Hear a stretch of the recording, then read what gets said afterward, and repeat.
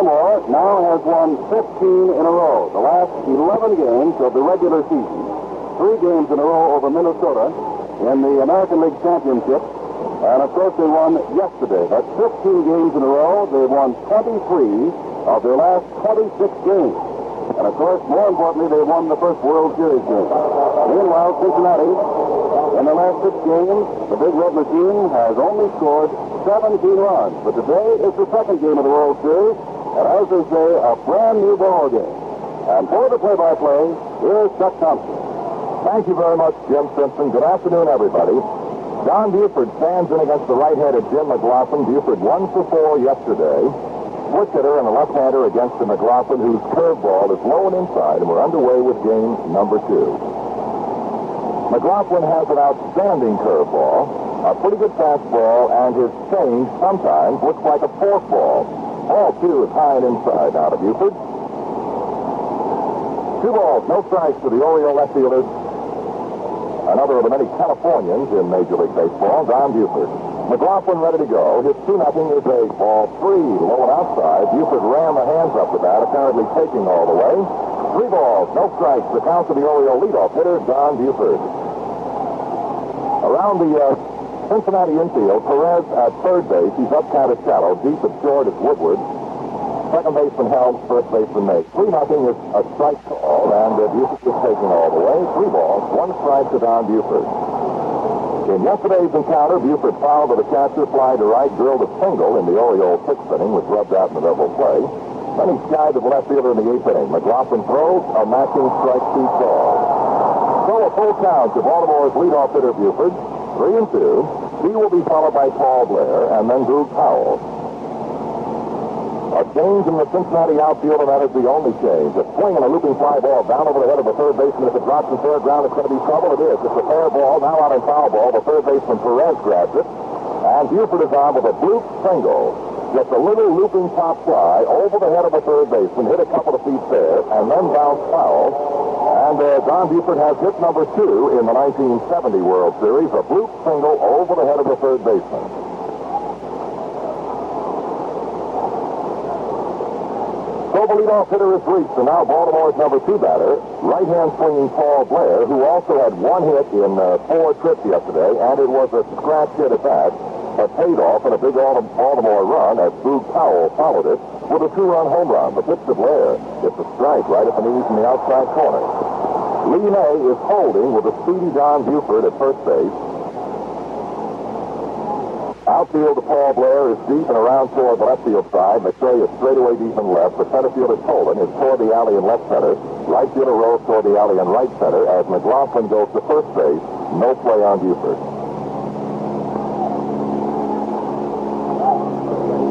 Now the 1-strike offering to the leading Paul Blair. Curve fouled back to the screen, and the count is 2 strikes now to Paul Blair. In talking to Oriole batters about McGlothlin, the one thing they want to make quite clear is that they have a tremendous amount of respect for McGlothlin and think that he has one of the better curveballs that they swing at. 2 strikes to Paul Blair. Buford is aboard at first base with a bloop single over the head of the third baseman, Tony Perez. The set by McGlothlin, the right-handed throw, swinging another foul on the screen, and the count holds 2 strikes to Paul Blair. Well, as Jim Simpson told you, an overcast Sunday afternoon in Cincinnati, and as we look up above now, it appears that the weather is trying to improve. We can see a few patches of blue, and we might yet have sunshine before game number 2 is over. Buford with a short lead at first base. The set by McGlothlin, a throw to first. Buford is back despite the tag up with Lee May.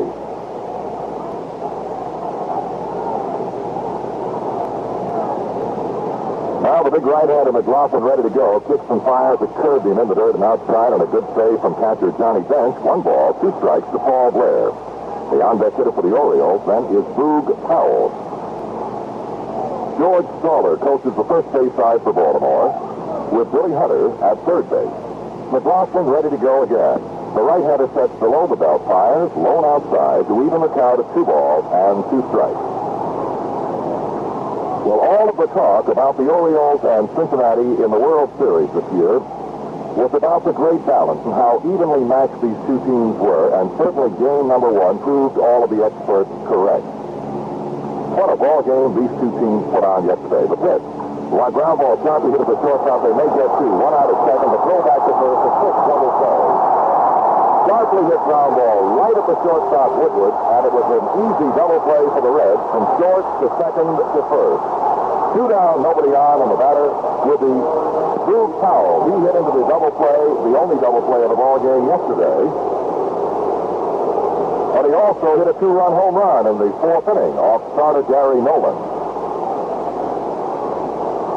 Nolan's comment about yesterday's game, he was quite disappointed over throwing 3 home run balls. He said, I never have done that before this year. But still, he said, I think I'd rather be myself than Doc Ellis. The first pitch coming to Drew Powell is a ball one, low and inside. The inference being, of course, the fine pirate hurler is not in the series, whereas Gary Nolan is.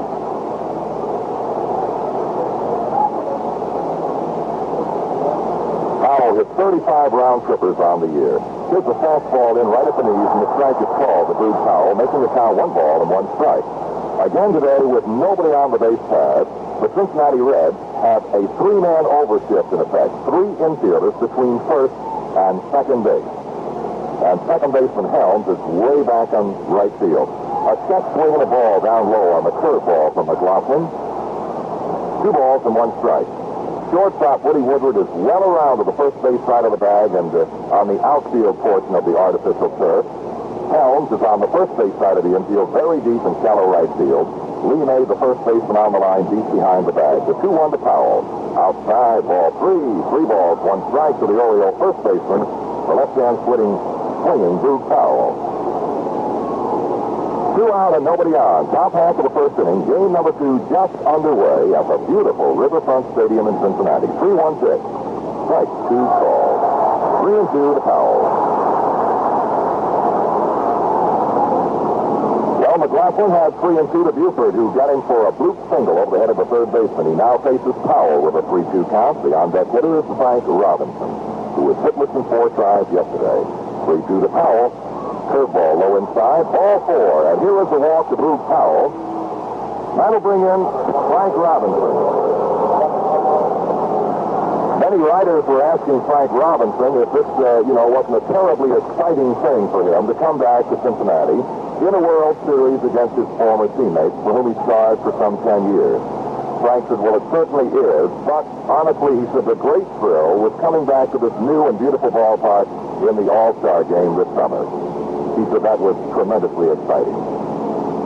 Right-hand hitting Frank Robinson with the right-hand offerings of McLaughlin. The pitch curve is outside low, ball 1. Frank has hit 475 lifetime home runs and is 12th on the all-time list of home run hitters. They're not holding with Powell at first as the McLaughlin kicks and fires, low and away, ball 2 to Frank Robinson. Shortstop Woody Woodward is extremely deep to Frank Robinson and cut well around toward the hole. The infield is shaded a bit to the third base side. Outfield really swung to the left field side and very deep. And now a 2-0 pitch to Frank Robinson. 2 out and Powell at first. McLaughlin throws, swinging a foul ball, coming back over the screen and out of play. 2 balls, 1 strike to Frank.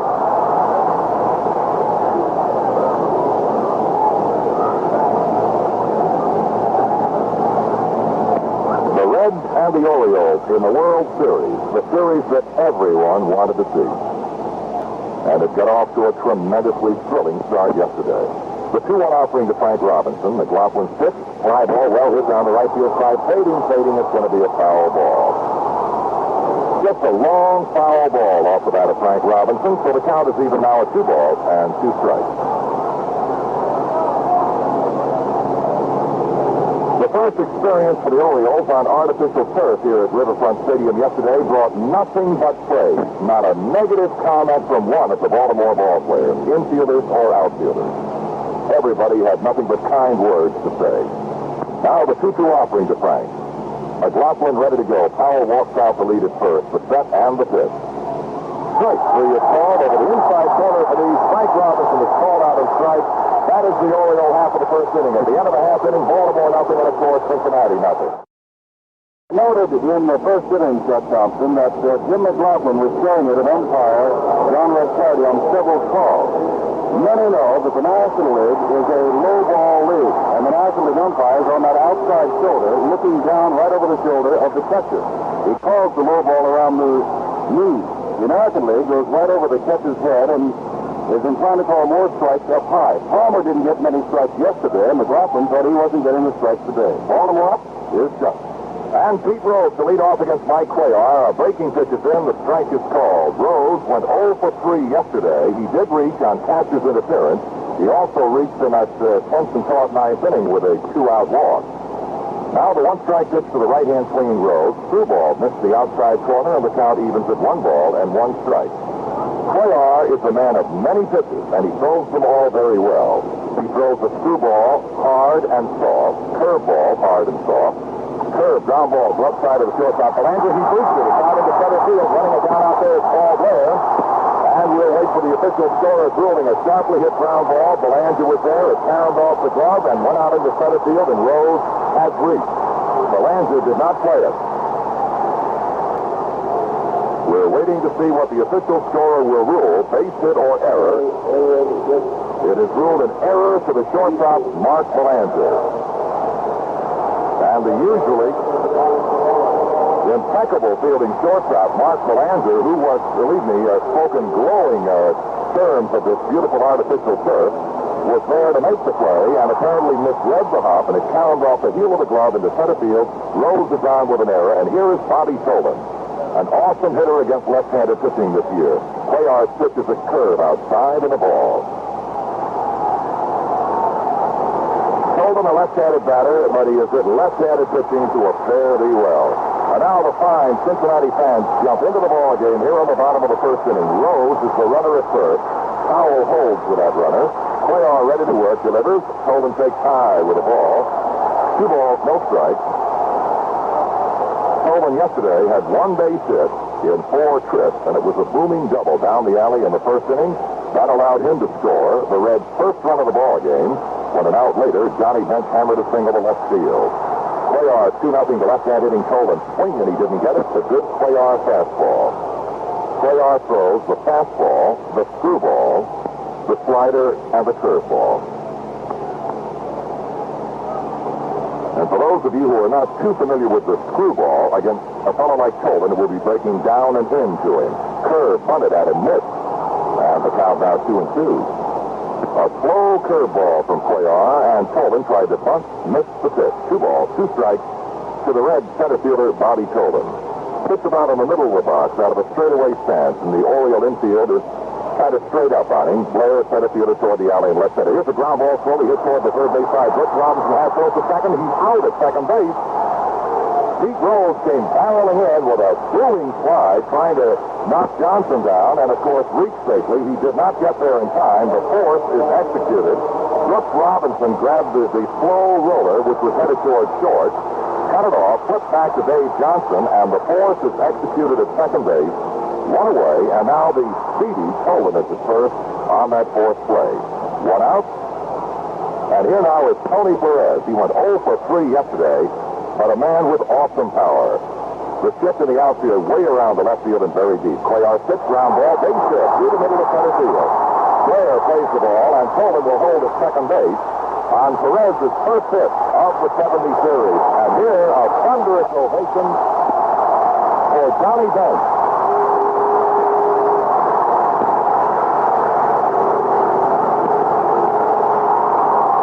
So as Jim Simpson told you, the Cincinnati Reds, who are devastating against left-handed pitching this year in the National League, winning 17 and losing only 2 here in Cincinnati, are now off to a good start against Cuellar with a runner at first and another runner at second with 1 out in the inning, and the right-hand swinging Johnny Bench at the plate. He singled to knock in a run yesterday. Cuellar ready to work and the pitch. Curve popped up foul. It may be out of play, and it is out of play behind the plate. Strike 1 to Bench. Belanger, the Orioles shortstop, cut well around toward the hole. Second baseman Johnson over toward the bag. A pronounced swing to the third base side defensively in the Oriole infield. And the outfield is, well, almost straight away with the exception of Frank Robinson, who's way over in the alley in right center. Pitch to Bench. Strike 2 called as Cuellar found the range with a curveball. 0-2, the count to John Bench.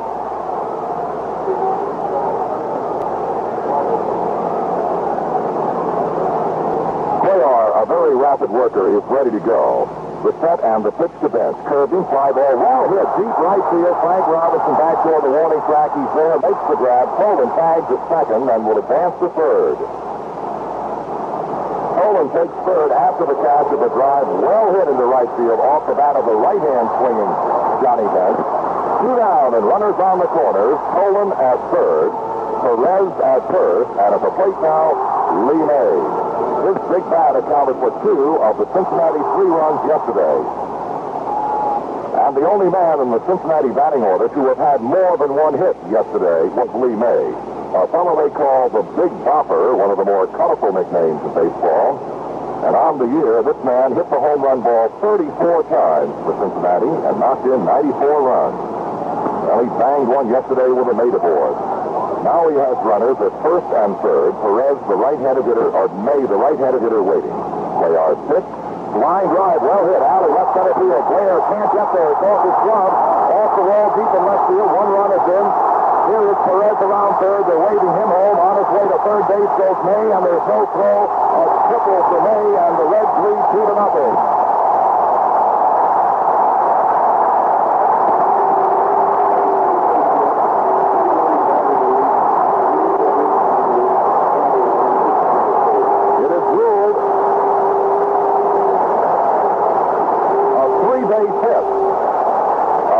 Line drive, sinking in the alley in left center. Blair got there, but he could not make a play on the fly. He tried to backhand it by trapping the ball on the half hop.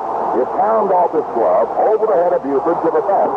It allowed Poland to score, Perez to score, and here now is a follow for third base side of the mound by Mcrae. Cuellar throw to the plate is wild, and the third run scores, and Mcrae has reached. Throw to first base, cut off by foul, and Mcrae gets back safely. Mcrae bunted the first pitch off the third base side of the mound. Cuellar fielded it, tried to make a backhanded throw to the catcher, Hendricks. He threw it away. That allowed May to score and Mcrae to reach, and we'll wait for the official scorer's verdict on the play.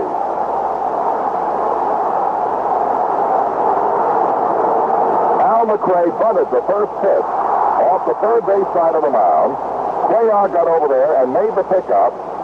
And with May legging to the plate, tried to make a backhanded throw to his catcher, Hendricks. He threw it away, threw it wildly by Hendricks, and naturally May scored without any difficulty, and Al Mcrae has reached. It will be a base hit for Mcrae, a bunt single, and a run batted in.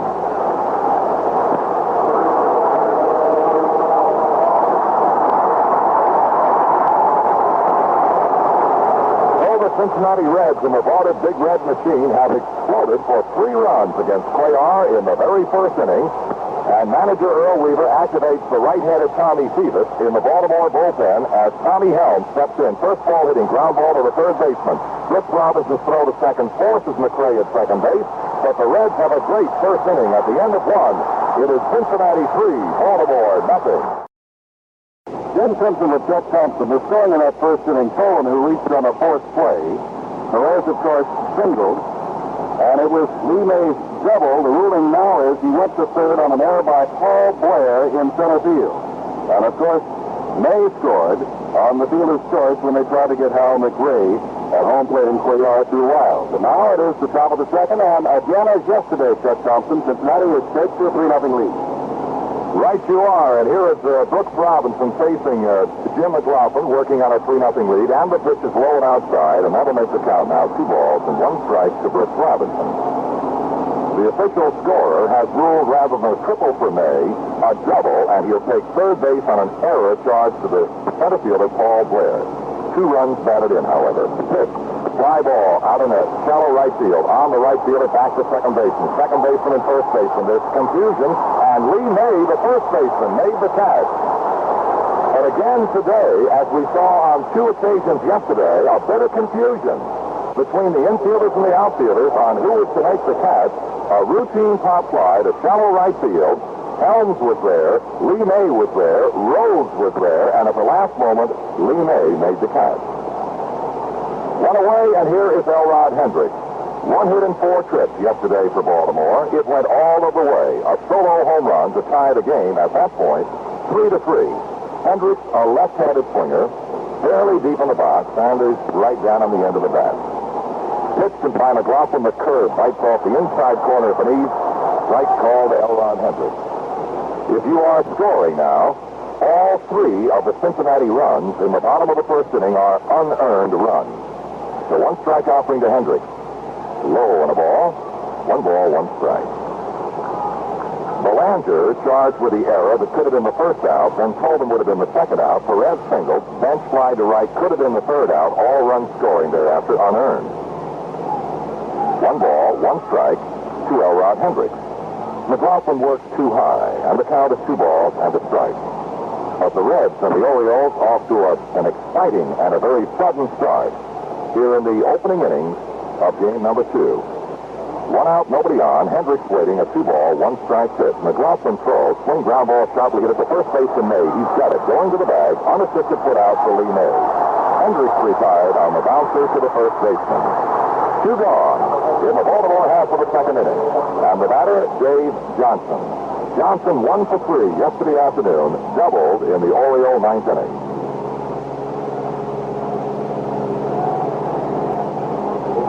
The Cincinnati Reds play Davey Johnson just about straight away in all departments.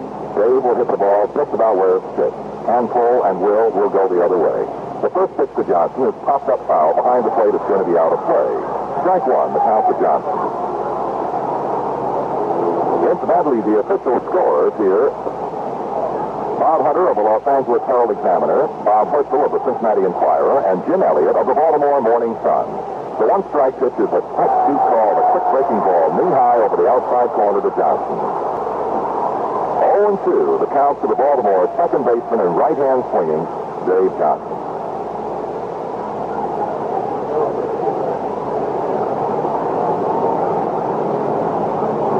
Pitch, high and a ball, 1-2 now to Dave.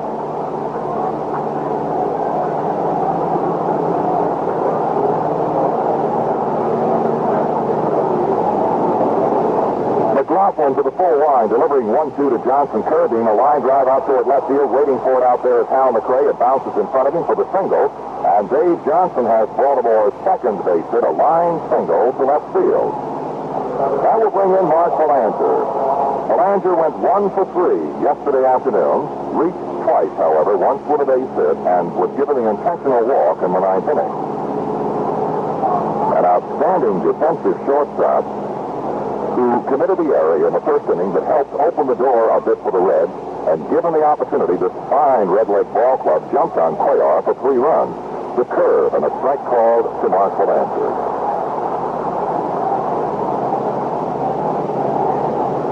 Lee May does not hold with base runner Davey Johnson at first base, backed off the bag 3 or 4 paces. McGlothlin into the set position. Just 1 strike offering to Belanger is a fastball low and a nifty grab by catcher Johnny Bench.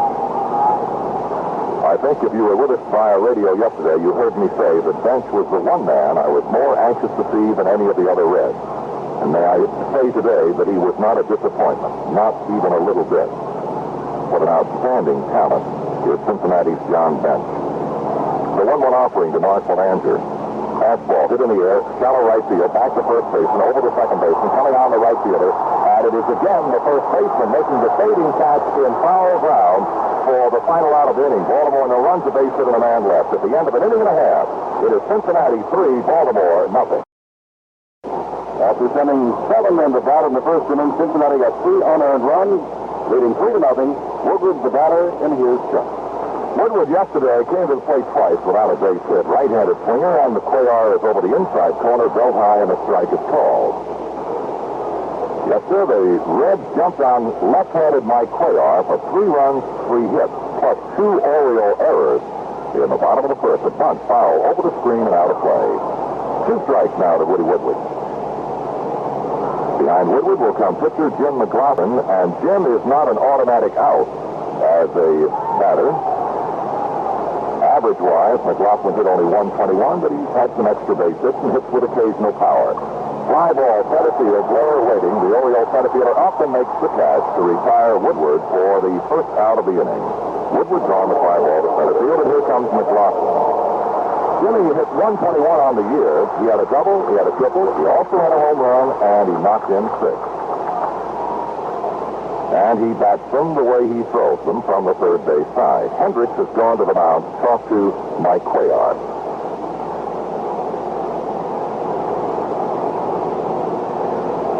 One out, nobody on. We're in the last half of the second inning. Cincinnati 3, Baltimore nothing, game number 2. Cuellar's pitch to McGlothlin. High. Ball 1. John Red Flaherty of the American League is the umpire at the plate this afternoon on balls and strikes. Cuellar's 1-0 to McGlothlin. Foul ball out of play behind the plate. 1 ball, 1 strike. Tony Benson of the National League at first base. Bob Stewart of the American League at second base. Bill Williams of the National League at third base. On the left field foul line, Emmett Ashford of the American League. And Ken Burkhardt of the National League on the right field line. Pitch low and a ball. 2 balls, 1 strike to Jim McGlothlin.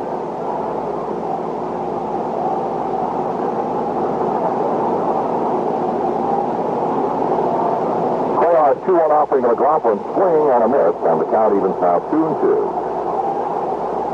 Outfield shortens up a little bit against pitcher Jim McGlothlin. The infield is straight away. And Hendricks now pumping up the sign for the Baltimore left-hander Cuellar.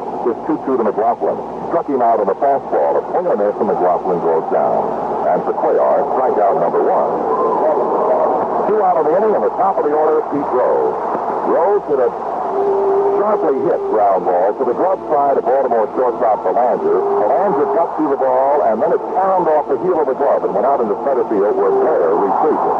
The error was charged to Belanger, the first of 2 Baltimore errors in the bottom of the first inning. Cuellar's pitch to the right-hand swinging Rose, the curve, but it's worked low, and a ball 1.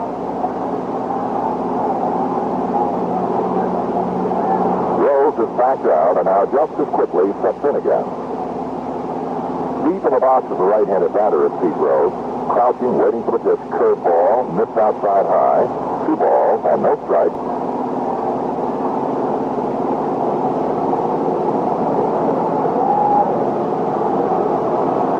Cuellar to the move, the 2-0 to Rose. Fastballed him and missed inside. The count 3 balls, no strikes. And Rose again takes the stroll and flashes a quick look to third base coach Alex Grammet. And the big man, Ted Kluszewski, down the first base side. 3-0 the count to the waiting Rose as Cuellar delivers.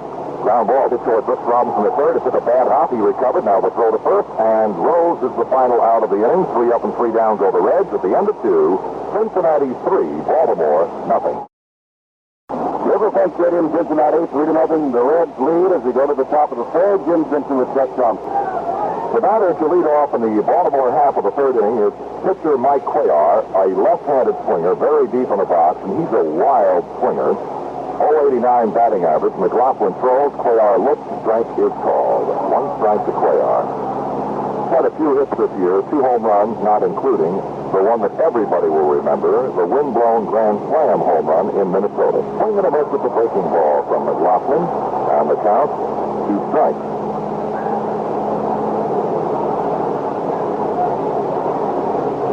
0-2 the count to left-hand swinging Cuellar. McGlothlin works, curved him, a swing and a miss, and Cuellar goes down. And for McGlothlin, his second strikeout of the afternoon, 1 out of the inning, and now the top of the Orioles batting order. The switch-hitting Don Buford, who is a left-handed swinger, to Jim McGlothlin. With a full count in the first inning, Buford hit a little bit of a looping pop-up that squirted out over the head of third baseman Tony Perez and splashed in for the base hit. He was promptly rubbed out as Paul Blair hit into a quick double play. Short to second to first. 1 out, nobody on. McGlothlin pitched to Buford. Inside, driving him off the dish, ball 1.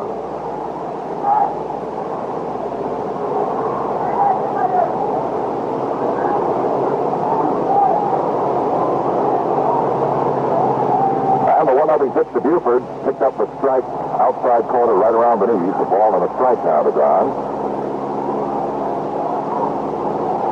The The Cincinnati outfield kind of jams up a little bit on Buford. That is to say, they play in toward the power alleys, giving the foul lines down left and right. Swinging a fly ball, well hit, deep right center field. Going back on the ball, Tolan, and the right fielder Rose. It'll be Rose, the right fielder, at the edge of the warning track in deep right center, making the catch for the second out of the inning. Buford with a drive deep in the alley in right center, handled by right fielder Pete Rose. 2 away in the Baltimore half of the third, and the batter is Paul Blair, right-hand swinging Baltimore center fielder.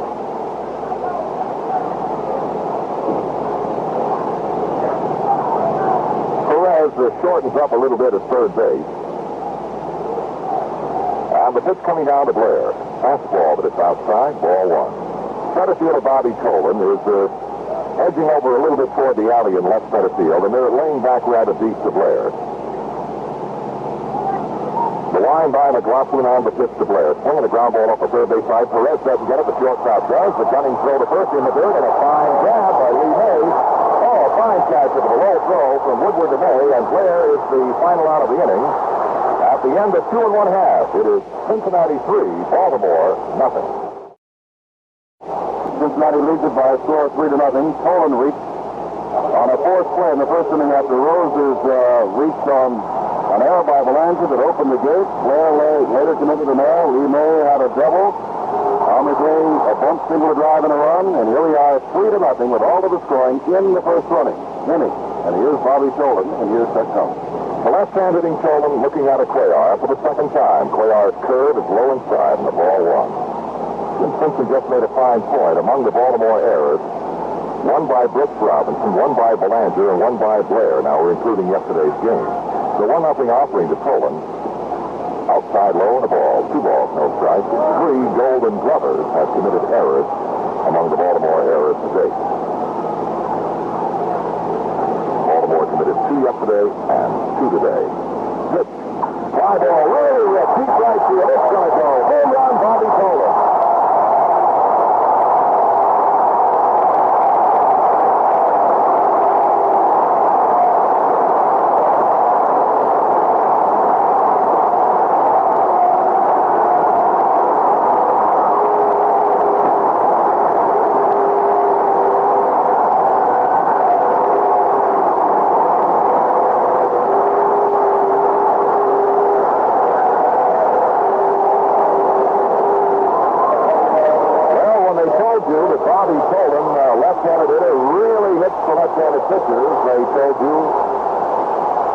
Absolute truth. Cuellar starts a slow curve to Perez, and it missed outside. Ball 1. No doubt about that being a home run from the moment it left the bat of Bobby Tolan. Cincinnati 4, Baltimore nothing. Pitch to Perez. Cuellar's curve outside. Ball 2.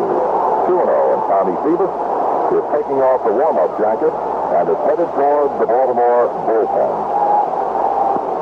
Perez ran the single through the middle in the first inning. Pitch. Foul ball coming back up over the screen and out of play right in front of the NBC booth.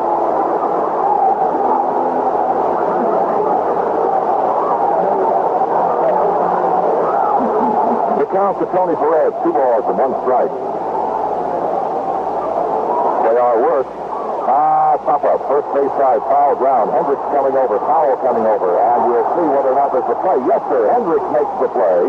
Right in front of the specially constructed booth for cameramen at the home plate end of the Cincinnati dugout. Perez is retired on a foul pop to Baltimore catcher Elrod Hendricks. 1 away. And here now, Johnny Bench. He really touched one off against Cuellar in the first inning. A drive deep to right field. Frank Robinson went over to the alley right to the edge of the warning track in deep right center and grabbed his fly ball. They play a bench do the Orioles just about the way they played Tony Perez. Cuellar's first pitch, curve, in, strike is called. Fine, slow curveball from Mike Cuellar.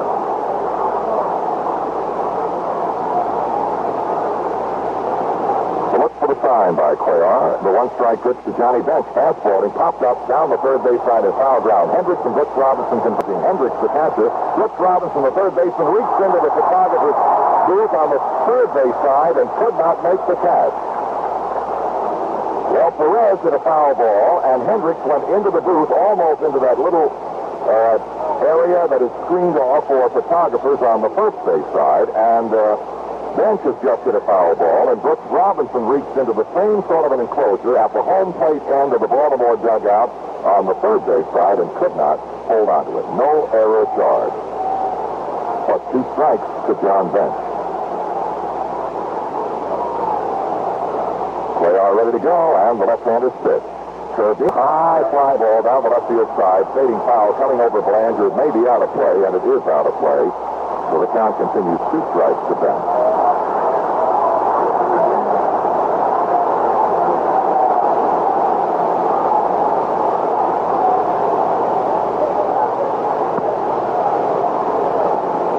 To Johnny Bench, 1 out, but a run in as Bobby Tolan opened the bottom of the third with a home run smash into the seats in the right field corner. Pitch to Bench in the dirt and a ball. 1 ball, 2 strikes. As Cuellar here in the last half of the third inning is working his way through the heart of the Cincinnati batting order. Featuring just some awesome-looking hitters. The 1-2 offering to Bench. Outside with a screwball. 2 balls, 2 strikes. Bench led the National League in home runs with 45 and 148 runs batted in while hitting .293. The 2-2 offering to John Bench. He checks his swing in time, and it'll be a ball 3, a sharp-breaking screwball from Cuellar, which when thrown to the right-hand batting bench would be going down and away from him. Full count now, 3-2. The arm down, the pitch inside, almost hitting. Bench is on with a base on balls.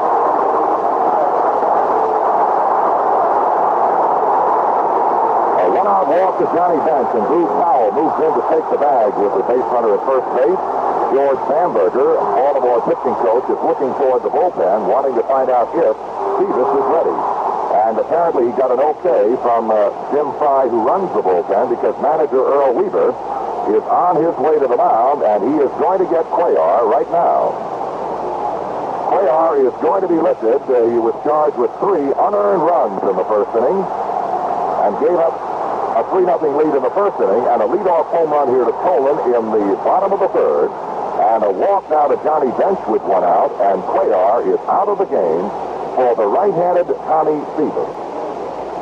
Well, with 1 away, and the runner at first base, Johnny Bench, a run in on the Tolan home run, and Cincinnati leading 4-0, and this is but the bottom of the third. Lee May is at the plate, and right-handed Dave Leonard begins to throw in the Baltimore bullpen.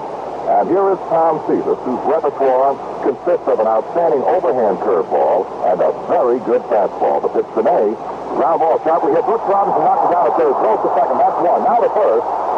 Double play, the long way round. Brooks Robinson to Johnson to Bruce Powell, and Seavis on 1 pitch stops the Reds in the third inning. At the end of 3, it is Cincinnati 4, Baltimore nothing. And now Baltimore trailing 4-0 in the top of the fourth sends up the heart of it. Batting order, Boog Powell, Frank Robinson, and Brooks Robinson. Here again, Chuck Trump. Boog Powell against Jim McGlothlin in the first inning reached on a base on balls. Yesterday, Powell swung the home run bat for Baltimore to knock in 2 of their 4 runs. McGlothlin's pitch, fly ball, well hit, deep center field. We're watching Tolan back on the warning track, looking up. It is gone. A home run straight away to center field off the bat of Boog Powell, and the Orioles are on the scoreboard with their first run. And Powell's second home run in the World Series of 1970. It is 404 feet straight away to center field in this beautiful new ballpark. The fence is 14 feet high. There is a section of seats not used for baseball, and then the lower deck. And Powell's home run came down about 3 rows up in that lower deck in center field. A blast of approximately, it gets to be 430 feet. Here is Frank Robinson. Look to the third strike in the first inning. McGlothlin's pitch curve, low outside, ball 1.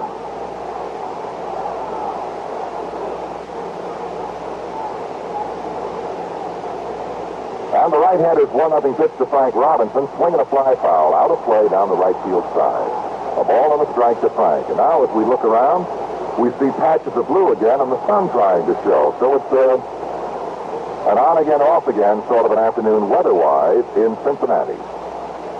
1 ball and 1 strike to Frank. McGlothlin works, curve, swing and a miss. What a curve ball from McGlothlin.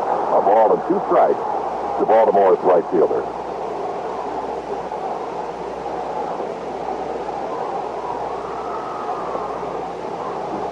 Cincinnati 4 runs and 4 hits. The pitch to Frank, low and away and a ball. Cincinnati 4 runs, 4 hits, no errors. Baltimore 1 run, 3 hits, 2 errors. The Orioles committed 2 boots in yesterday's game and are already on the board with 2 more here in game 2. The 2-2 to Frank. Ground ball off the third base side. Woodward, the shortstop, to his right, makes the pickup. The throw to first is off the bag. Frank dives, but he is out. Out is the call. Frank Robinson dove head first at first base and is rather slow getting up, and we're waiting to see whether or not he is all right. Lee May is helping him onto his feet, but Frank Robinson, in an all-out effort to reach safely on the throw that pulled Lee May off the bag, made a dive and went in head first and was tagged by Lee May and is still down on one knee around the bag at first. And Baltimore trainer Ralph Salvon, manager Earl Weaver, George Stoller are there. And now here is Tommy Helms coming over. And to make a guess at this point as to what sort of an injury, I think would be impossible. Whether he perhaps bounced the chin in an effort to reach safely. He is up now dusting off the uniform, and we pause 30 seconds for station identification. Now, Brooks Robinson swinging on the first offering with a bouncer to third baseman Perez has just been thrown out for the second out in the inning. Frank Robinson apparently, in his dive at the bag at first, hit on his chin. And that's what jarred him momentarily. And when he left the field, he was not limping and apparently just slightly shaken up and will be able to continue. There are 2 out with a run in on the Powell home run. And now Elrod Hendricks. McGlothlin throws. Hendricks looks, ball 1 down low. The Cincinnati Reds play Hendricks, as everyone else does, as a dead pull hitter to right field. The 1-0 pitch to Hendricks, low inside, and a ball 2. 2-0 now to the Orioles catcher, Elrod Hendricks.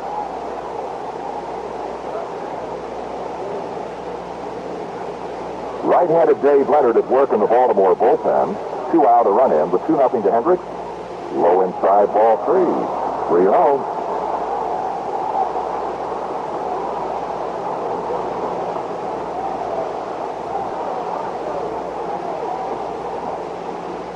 Three-0 pitch coming down to Elrod Hendricks. Fastball that's low outside and a ball 4, and another walk has been given by Jim McGlothlin. That'll be his second walk. He walked Powell in the first, and now Hendricks with 2 out here in the top of the 4th. Baltimore swinger will be Davey Johnson, a single to left field in the second inning. The Reds got 3 quick ones in the first inning, and a solo home run by Bobby Tolman added number 4 in the bottom of the 3rd. Boog Powell's home run has made it 4-1 in the top half of the 4th inning of Game 2. Johnson waiting the first pitch from Jim McGlothlin. Outside, ball 1. Lee May, the big, strong first baseman, is not holding with the base runner Hendricks at first base. And the Reds again are playing Johnson just about straight away. 1-0 pitch coming down today. Ground ball right up the third baseman Perez. He's got it to throw to second for the 4th, with Hendricks coming down and the final out of the inning. At the end of 3 1/2, it is Cincinnati 4, Baltimore 1. 4 runs, 4 hits, no errors for Cincinnati. They lead by 3. 1 run, 3 hits, 2 errors for the Orioles. Mike Cuellar, the 24-game winner, started for Baltimore, but was touched up for 3 unearned runs, with 2 errors helping along in the first inning, plus an important and key double by Lee May. Bobby Tolman added a home run in the last of the 3rd inning. Boog Powell led off the Baltimore 4th, hitting the first pitch he saw about 430 feet straight away to center field to make it 4-1. Tom Phoebus is the pitcher, and he'll have Hal Mcrae, Tommy Helms, and Woody Woodward to work to in the last of the 4th inning. The temperature at game time, about 60 degrees. There's been the chance of showers. Chuck and I have been talking a lot about it, but apparently the showers are going to stay away, which is just dandy with us, because we're in the second game of the 1970 World Series. Baltimore won yesterday. 4-3. Cincinnati leads today 4-1. Last of the fourth, and here again Chuck Thompson. Al Mcrae against Cuellar in the first inning dropped a bunt off the third base side, and the only play that Cuellar had a hope of making was at the plate, and his throw in desperation got by Hendricks. It was a bunt single and a run batted in for Mcrae. Right-handed hitter deep in the box. See the throw, low outside, ball one. Mcrae, a converted infielder. He was going to be a second baseman, but his chances of playing second for Cincinnati rather dim with the likes of the Tommy Helms. So he was converted to an outfielder. The 1-0 to Mcrae, swinging a line drive over the glove of the third baseman Robinson out into left field corner. Playing the carom is Don Buford, and on his way for two goes Al Mcrae. So Mcrae is 2 for 2 this afternoon. A line drive double off the wall in the left field corner for Mcrae.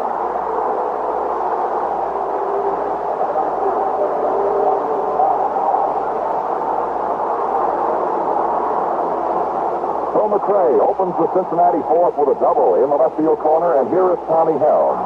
He forced Mcrae at second to end the Cincinnati first inning.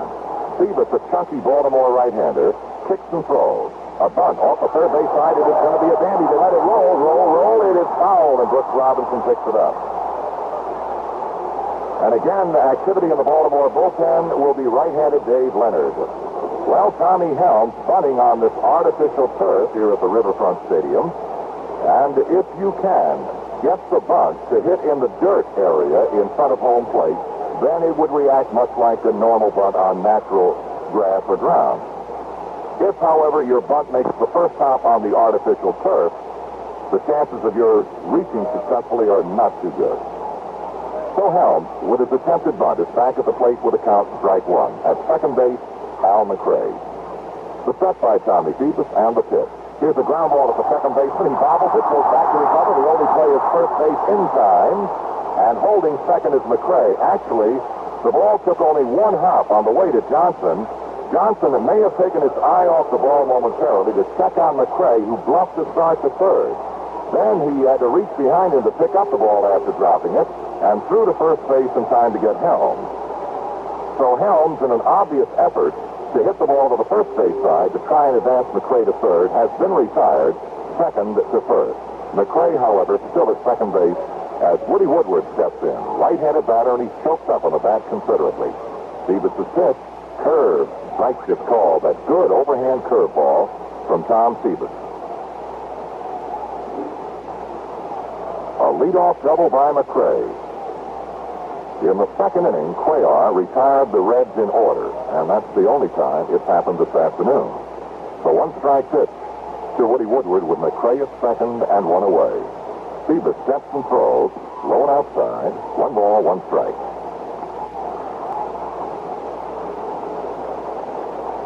Against Woody Woodward, the Oriole infield is straight up, and the outfield, they give Woody the foul lines down right and left, and they're playing him a little bit shallow. Woodward with 1 home run on the year. And seasonally, he hit .223. But set by Sebas, the 1-1 pitch, curve, a high and a ball. 2 balls, 1 strike. And now the sun breaks through at Riverfront Stadium here in Cincinnati. How long it'll stay? Who knows? Now the 2-1 offering to the Cincinnati shortstop, Woody Woodward. Swinging a line drive toward the alley, deep right center field. Coming on is Paul Blair. He's there, makes the good running catch to retire Woodward. Woodward gone on a line drive toward the alley in right center field. Blair, with good speed and quickness, got in front of it for the second out of the inning. And now the pitcher, Jim McGlothlin. He struck out against Cuellar in the second. Will face Tommy Sebas here in the last half of the fourth inning. Cincinnati 4 runs on 5 base hits without an error. Baltimore 1 run on 3 hits, and the Orioles again have committed 2 errors already as we move through the bottom of the fourth inning. Sebas' pitch, check swing foul off the railing in front of the Cincinnati dugout on the first base side. Strike 1 to McGlothlin.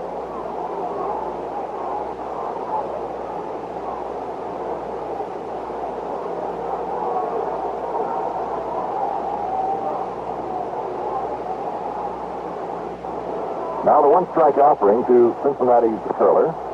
Sebas checks Mcrae at second, throws a curve, but it's high again. 1 ball and 1 strike. Whereas Jim Palmer, who started yesterday for Baltimore, and Cuellar, who started today for the Orioles, are very rapid workers. Phoebus is a very slow, methodical pitcher. 1 ball and 1 strike. There are 2 outs. Mcrae at second, and Phoebus has his sign. Ready to go with a 1-1 pitch to Jim McGlothlin. Fastball him in the dirt. Good save by catcher Hendricks. The count is 2 balls and a strike to McGlothlin. Phoebus, of course, looks back to a day 2 seasons ago when he did what all pitchers would love to be able to do, and that was to pitch a no-hit, no-run game against the Boston Red Sox in Baltimore. The 2-1 pitch, a foul ball out of play. 2-2 now to McGlothlin.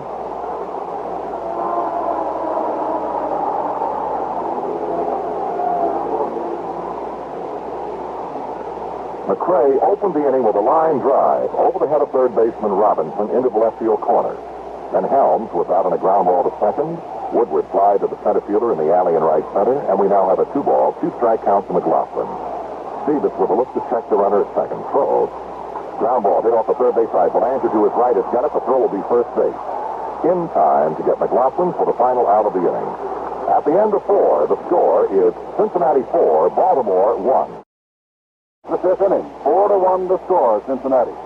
At least half of the 55,000 deaths on our highways last year involved problem drinkers. Many of these problem drinkers need to be helped. But first, they need to be taken off the road. Sooner or later, it has to happen. Why don't you make it sooner? To find out what you can do about these dangerous drunk drivers, write to the National Safety Council, 425 North Michigan, Chicago, Illinois, 60611.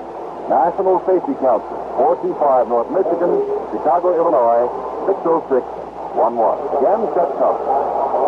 In the Oriole half of the 5th inning, it'll be Mark Belanger, and behind Belanger, we'll wait and see who manager Earl Weaver will send to the plate.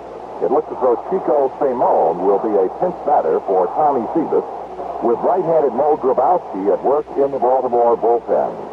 Belanger, in his first turn to the plate this afternoon in the 2nd inning, fouled out to first baseman Lee May. The pitch is a strike over the outside corner at the knee.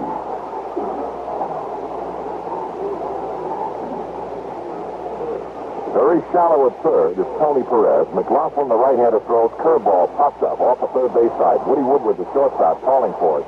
Still moving on. Woodward is there and grabs the pop-up for the first out of the inning. 1 gone. Belanger pops to the shortstop, and here now will be Chico Simone.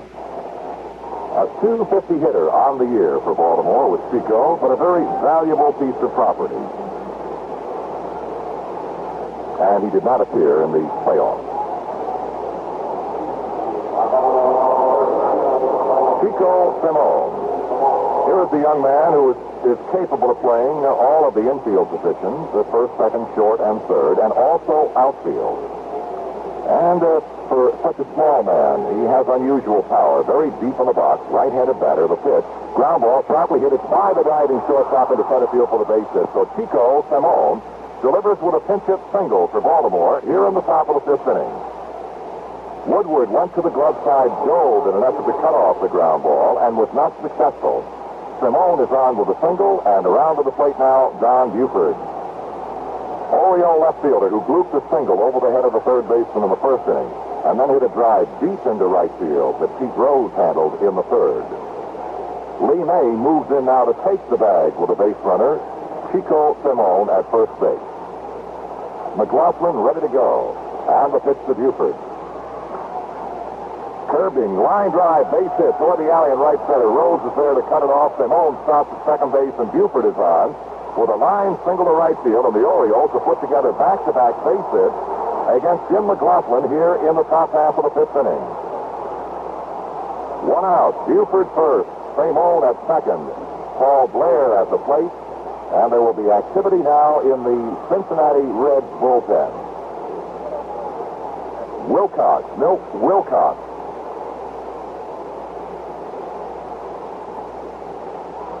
A conference at the mound with Johnny Bench visiting McGlothlin.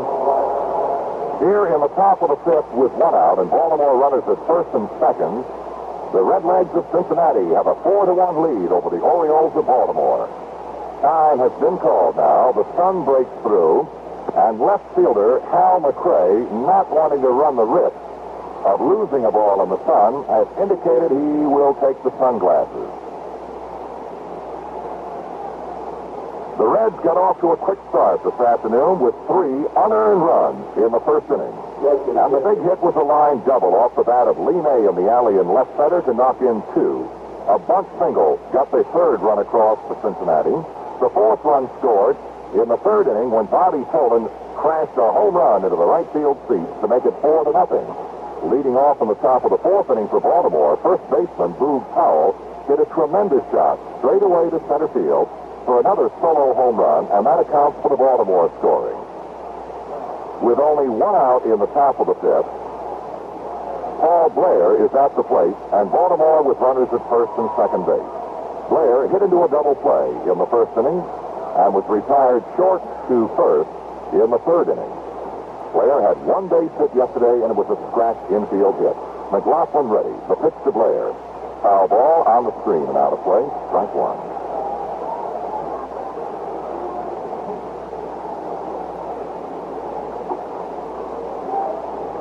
Baltimore now shows 1 run on 5 hits. The Reds 4 runs on 5 hits. And the great big difference in the game, 2 Baltimore errors. The pitch to Paul Blair. McGlothlin works, curve in the dirt, and a good save by the fine catcher, John Bench. 1 ball, 1 strike.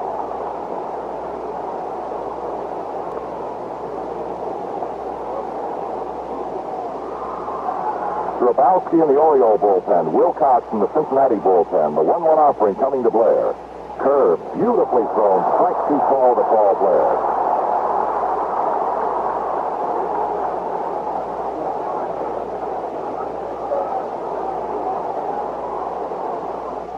The count now, 1 ball, 2 strikes with 1 out. Simone, the lead runner at second base. Buford at first base.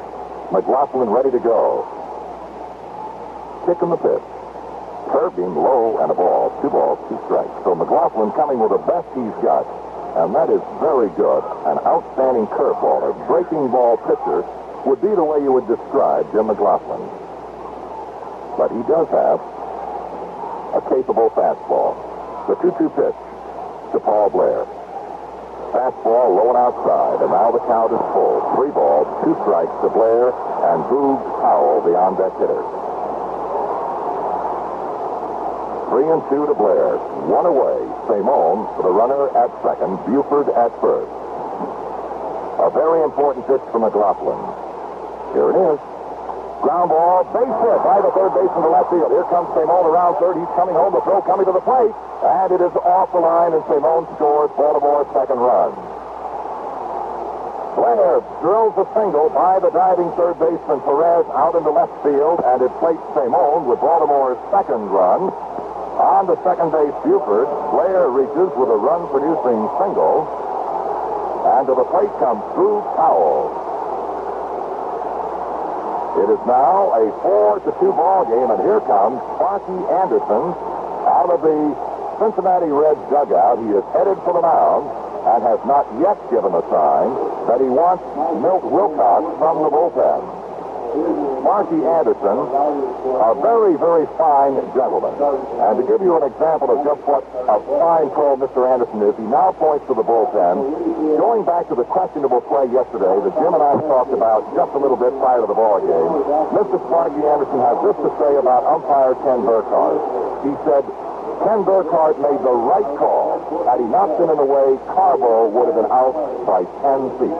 Wilcox comes in. He is 20 years old, born in Hawaii, who during the regular season this year came up at the end of the season and only pitched 22 innings, winning 3 ball games, losing 1, but a fine earned run average of 2.45. In the first inning against McGlothlin, walked. In the fourth inning, led the inning with a home run straight away to center field. 1 out of the inning, a run in. Cincinnati 4, Baltimore 2. Buford at second base, Blair at first, and Wilcox is pitched to Powell. Strike, right at the knees, over the outer portion of the plate. Wilcox, and this is the first time I have seen the young man, and I have been told is an extremely hard-throwing young man. He would throw what Boog Powell would call serious heat. Powell backs out, and is there fooling with a tongue of the left shoe, pulling it up, redressing it, and now steps in again. A called strike one to Boog Powell.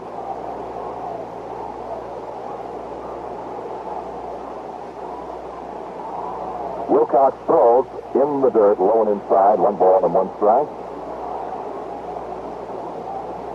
He was voted the American Association's Pitcher of the Year by league managers.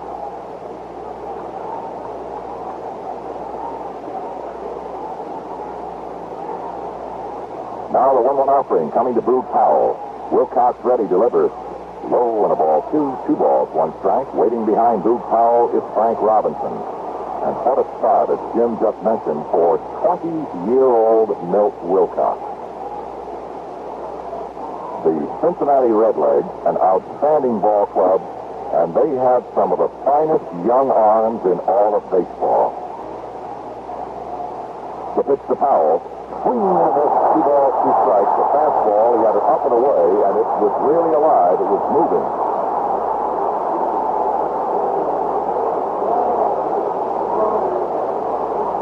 This is only the 3rd professional season for Milt Wilcox, and here he is in a World Series with a count 2 balls and 2 strikes to Boog Powell, 1 out, Baltimore runners first and second. Wilcox ready, throws. Fly ball in toward left field. They drop in for the base hit. It does. Here's Buford around third base, headed for the plate. The throw coming toward the plate. Buford coming hard. He scores standing up, and Baltimore has come within a run. As Powell is 2 for 2 this afternoon with 2 runs batted in. Buford scores Baltimore's 3rd run here on the top of the 5th inning. That run charged to the now departed Jim McGlothlin. Holding second, Paul Blair. Powell at first base, and here is Frank Robinson. A drive toward the alley in left center. Hal Mcrae got to it, cut loose a desperation throw, but against the good speed of Buford, he didn't have much of a chance.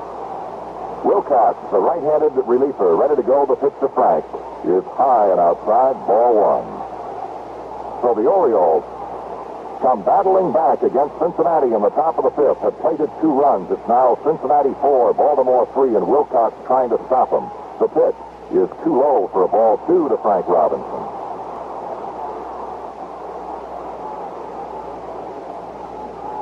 Blair at second base is the tying run. Powell at first base.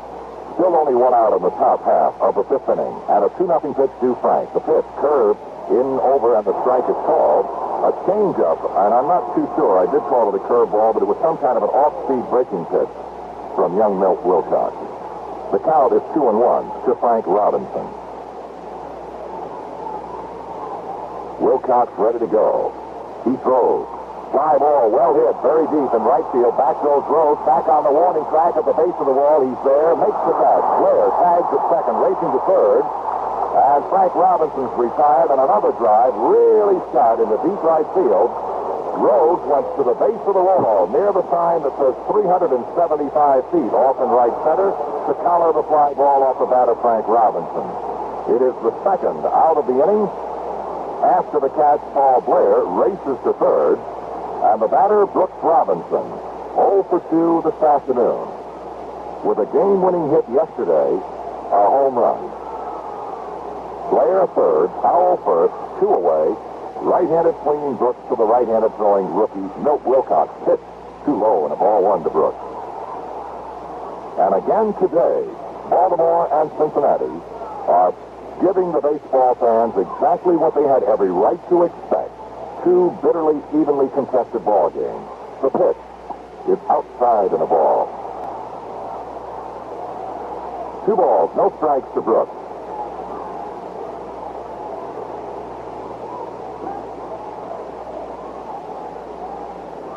Wilcox has the sign and goes quickly to first base. Lee May was not on the bag with Boog Powell, but the youngster, 20 years old, was heady enough to go right on through with that motion, so he did not balk. Now the 2-0. Ground ball, base hit right field. Here comes Blair in with a tying run. Powell holds at second base, and the Orioles have battled back to tie. Brooks Robinson took the pitch where it was delivered, low and away. Stabbed it through the first base side of the infield, and it's knocked in the tying run. How these 2 clubs, the Orioles and the Reds, battle here in the 70 series. The very first game got off just this way, and there has been no let-up, and I would think that we can expect that this is the way the games of this 70 series will be played by two of the finest teams that baseball has to offer. Elrod Hendricks, the batter, the pitch swinging and a foul tip out of the mid of catcher Johnny Bennett. Clay Carroll, again now throwing in the Cincinnati bullpen. Carroll with a great relief stint for Cincinnati yesterday. Hendricks with a count, 1 strike, has backed out. Sun now shining brightly here at Riverfront Stadium. The Orioles have scored 3 runs on 5 hits in this inning. A ball to tie it outside to Hendricks to make the count 1 ball and 1 strike.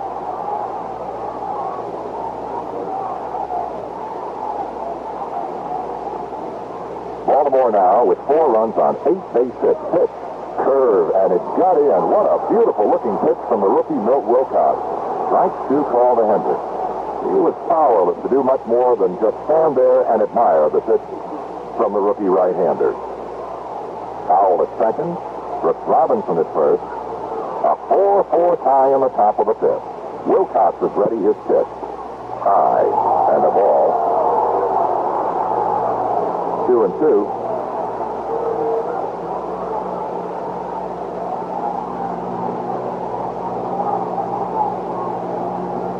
Two balls, 2 strikes to Elrod Hendricks.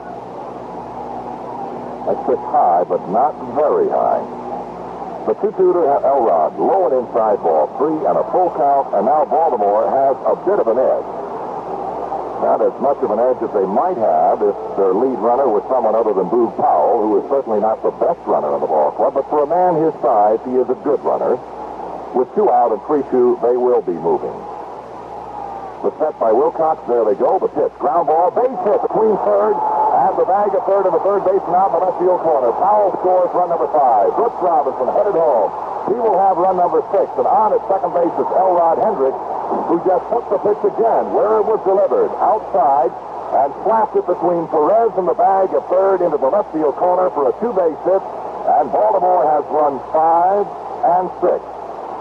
And from the Cincinnati dugout again comes Sparky Anderson. And you credit Elrod Hendricks with a couple of runs batted in, and the sign has gone to the bullpen again, and once more, Jim Simpson.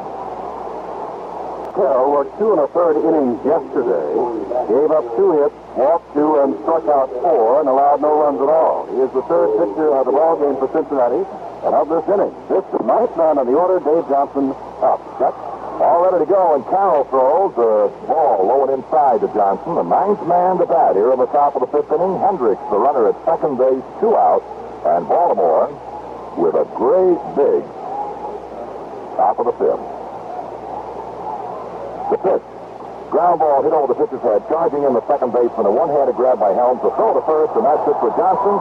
The Orioles are retired, but at the end of 4.5 innings, it is now Baltimore 6, Cincinnati 4. Well, the Baltimore Orioles, who enjoyed 2 7-run innings in their 3-game sweep against the Minnesota Twins, have enjoyed a 5-run top of the 5th against the Cincinnati Reds. Coming from behind and out takeover, a 6-4 lead. In the top of the 5th inning, Baltimore with 5 runs on 6 base hits, no Cincinnati errors, and a man left on. And Chico Simone was the pinch hitter for Tommy Phoebus, who ignited the spark. And that also, of course, takes Phoebus out of the game with an inning and 2/3 of relief work, 1 base hit, no walks, no strikeouts, no runs charged. And now the Baltimore pitching is in the hands of the veteran reliever, Mo Grabowski.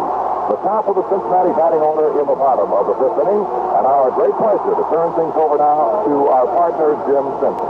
Thank you, Chuck Thompson. Pete Rose, looking for his first hit of the 1970 World Series, reached on an error, was erased on a force play in the first, and bounced to third in the second. Fouls the first one off. Rose, a switch hitter, batting left-handed against the 35-year-old Mo Grabowski.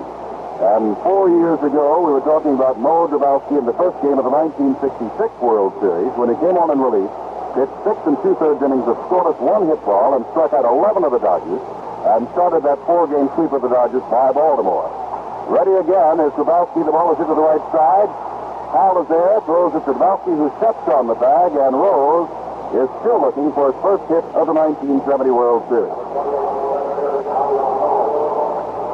here's Bobby Tolan, and what a series he is having. He doubled yesterday and scored on Johnny Bench's single, walked, stole second, and rode home ahead of Lee May's home run. Today, he reached on a fourth play and was driven home by Perez, and then hit a home run on a 2-0 pitch to start off the third inning, which was the fourth Cincinnati run. It is 6-4 Baltimore. Baltimore scoring 5 times in the fifth. First pitch, fastball at the knees to Bobby Tolan, the youngster from Los Angeles, who, like so many of the Cincinnati Reds, is very young, only 24 years old.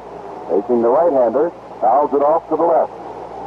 And it's strike one. 1-1 to Tolan. On deck is Tony Perez.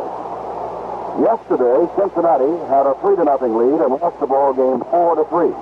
Today, they had a 4-0 lead and now trail in the last of the fifth, 6-4.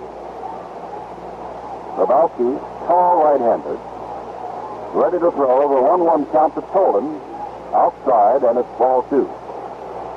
Cincinnati's last appearance in the World Series was 1961, when they lost to the Yankees in 5 games. They've won 5 pennants. This is their 5th. They've won 2 World Series. Lebowski right back, fouled off again by Tolan to the left. It's 2-2.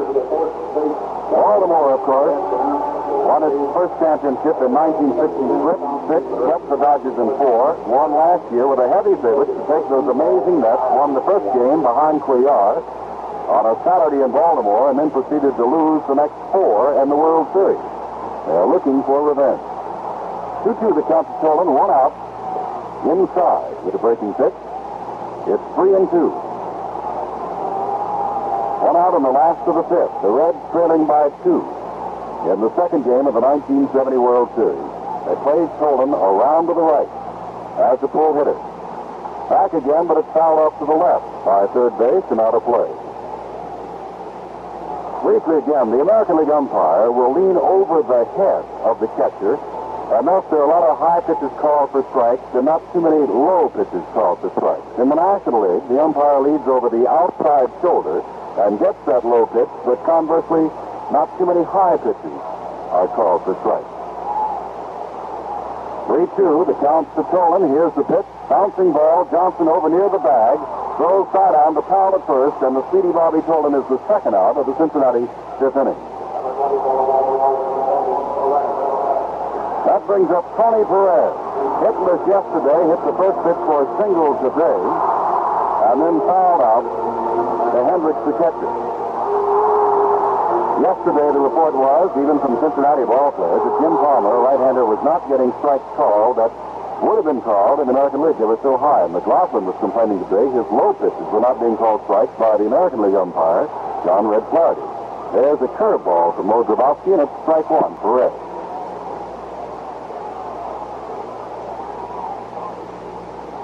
Grabowski ready again, throws him a fastball high and inside, but Perez swings and misses for strike 2. Like so many Baltimore pitchers, and they will fool you, they work very rapidly, and Grabowski is ready again. It is Phoebus who is the slow and deliberate worker. Grabowski not quite as quick as Palmer was yesterday. He strikes it out on a fastball, and Grabowski has a 1-2-3 inning. At the end of 5, Baltimore leads Cincinnati 6-4.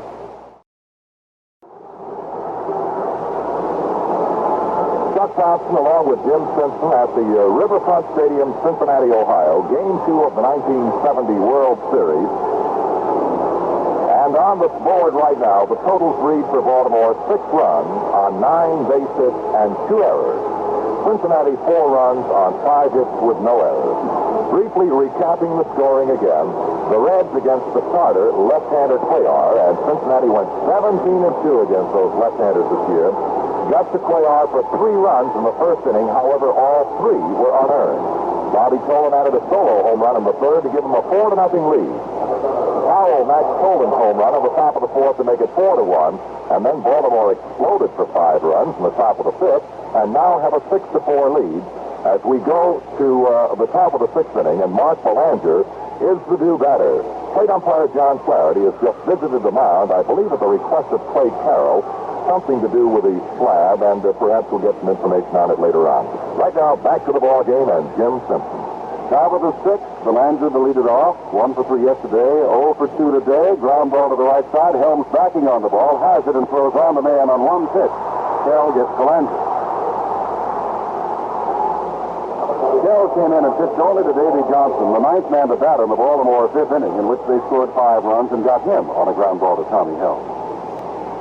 And out Mo Grabowski is the batter, up for the first time. Grabowski, throughout the year, got to bat just 9 times, had 1 hit. First pitch is ball 1 from Clay Carroll.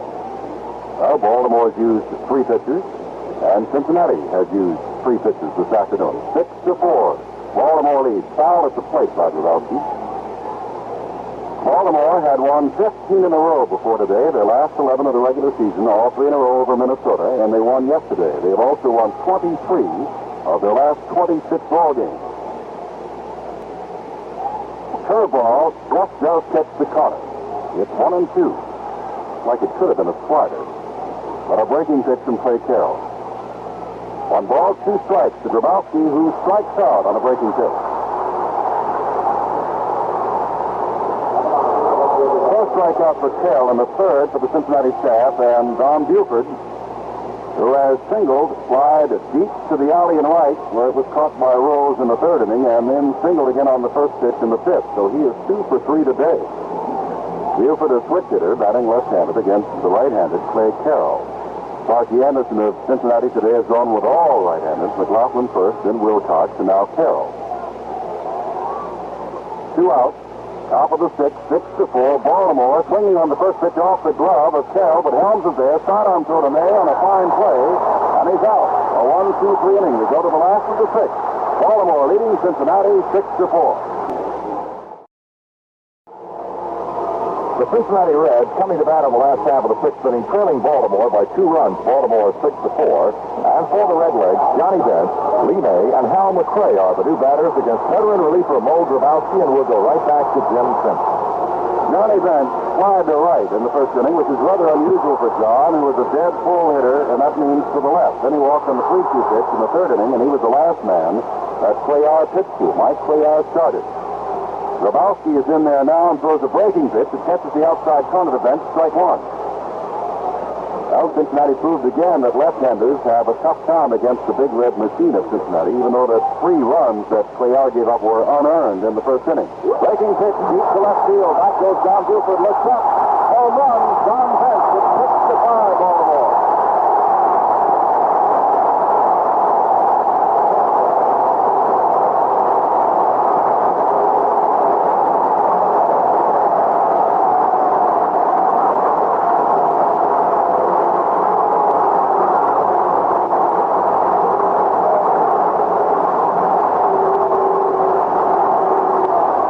Johnny Bench led the league with 45 home runs during the regular season, 148 RBIs. The first base hit he got in the playoff championship was a home run, and he's just now hit a home run in the World Series at age 22 to bring the Reds within a run.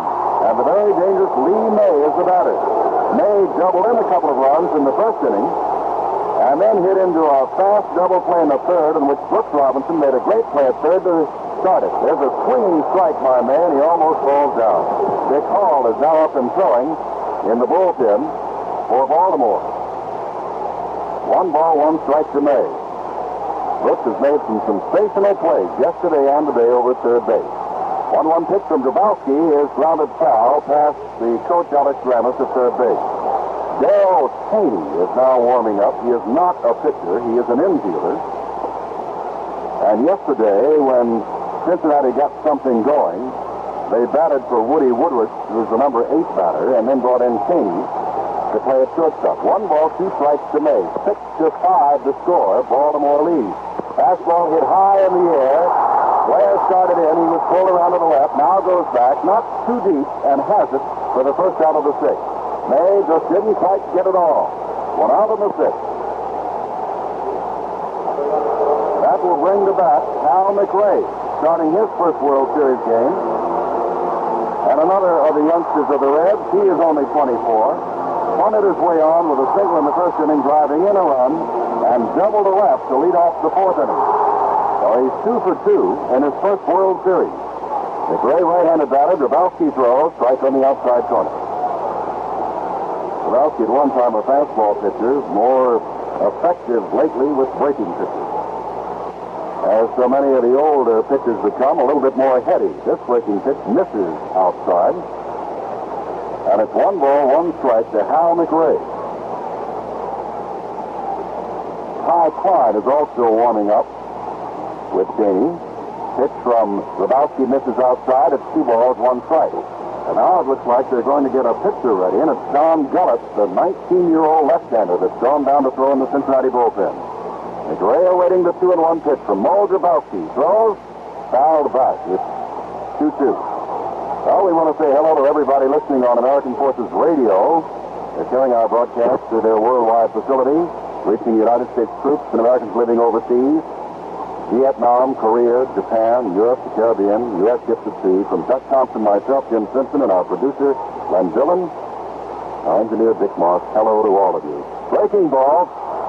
Brooks Johnson and back at third. The throw is in the dirt, dug out by Boog Powell, and Mcrae, who has speed, is out. You know, as big as Boog Powell is, there's someone trying to kiss him off as a defensive first baseman. Don't you believe it? He's one of the great men with the glove around first. He can go high, but particularly he can scoop that ball out of the dirt.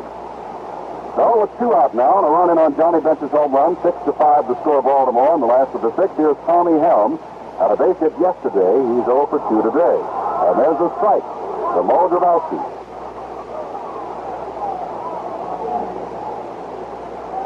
Sun is out.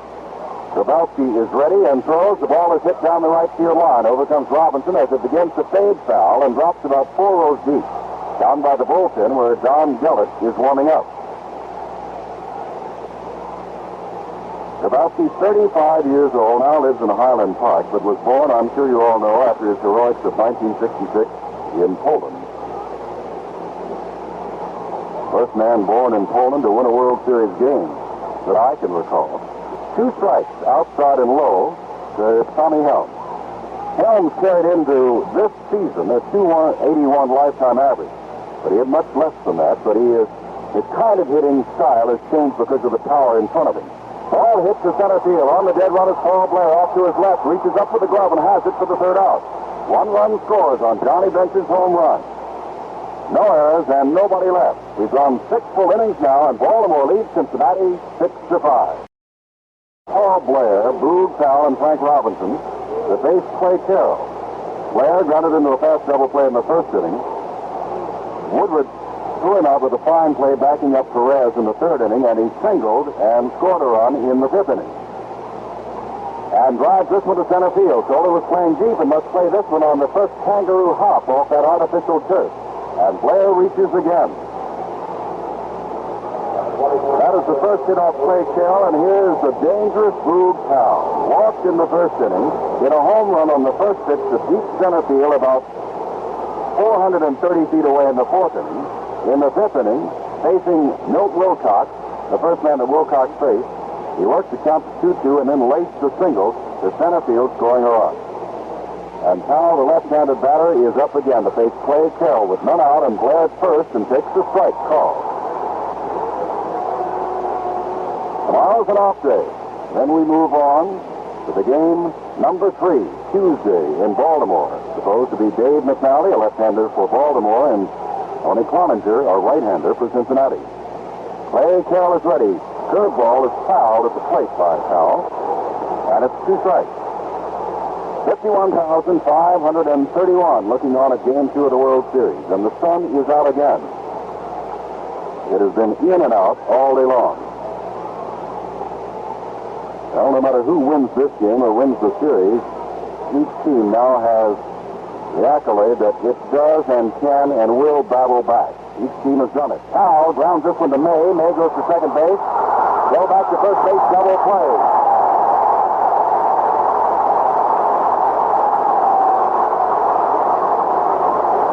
Boog Powell bounces into a fast double play.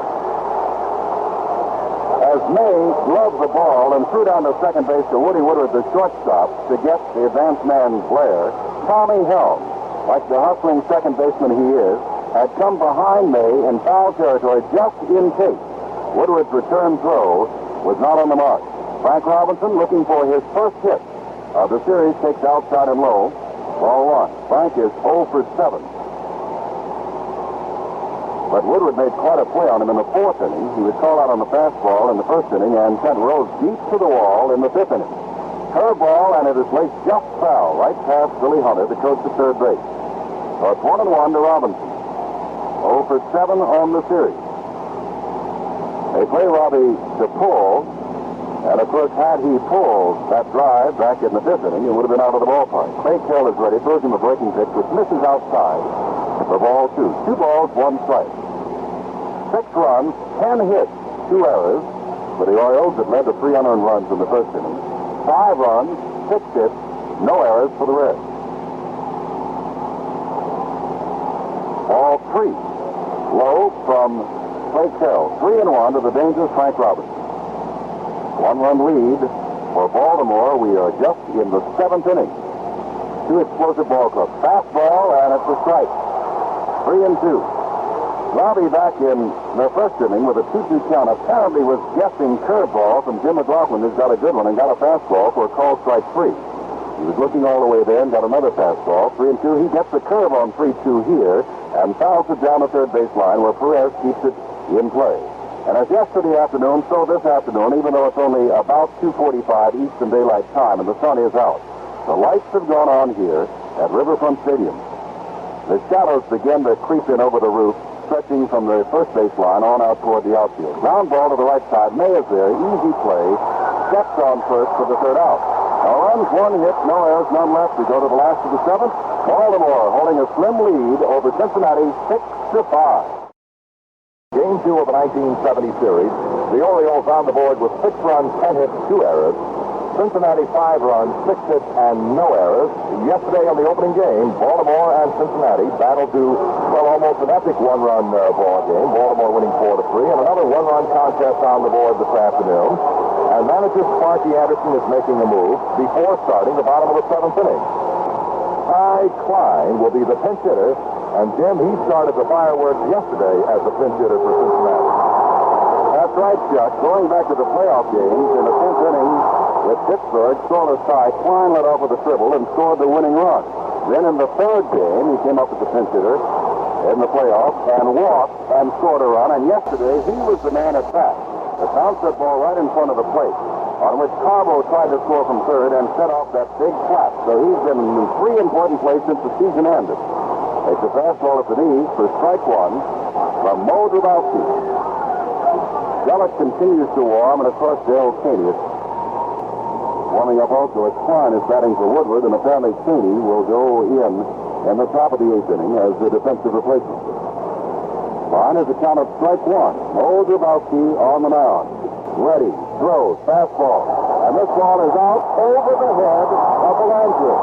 And Ty Klein again is involved in getting on base on a big play for the Reds. Angel Bravo now comes out, and this is exactly the way that they were pinch hitting yesterday, using Klein as their first pinch hitter, and then Bravo as their second pinch hitter. Yesterday, Bravo struck out as the pinch hitter in the 9th inning.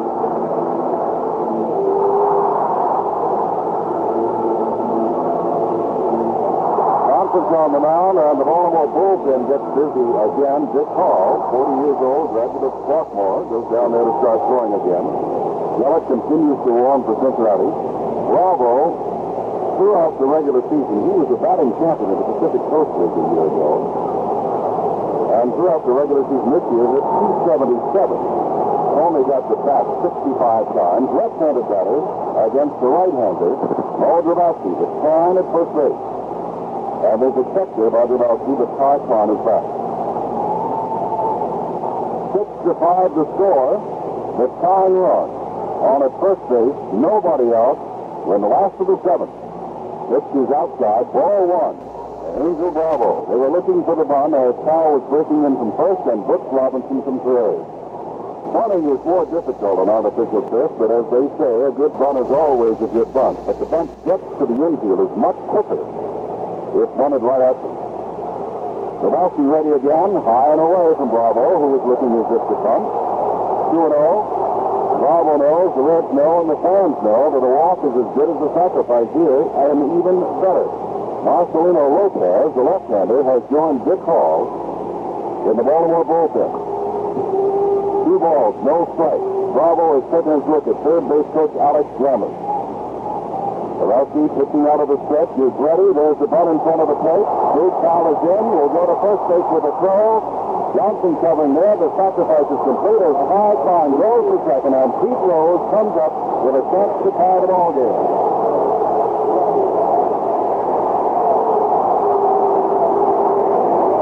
Klein at second base. Pete Rose. And what a spot for the man they call Charlie Hudson, who for the fifth time in the last 6 years has 200 or more hits this season.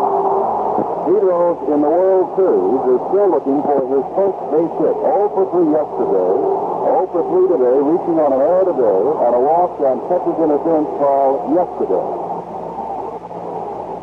Lebowski throws outside and low to Rose, ball 1. It was Pete Rose in the first game of that playoff series between Cincinnati and Pittsburgh, but after Klein tripled, singled in Klein to break the scoreless deadlock.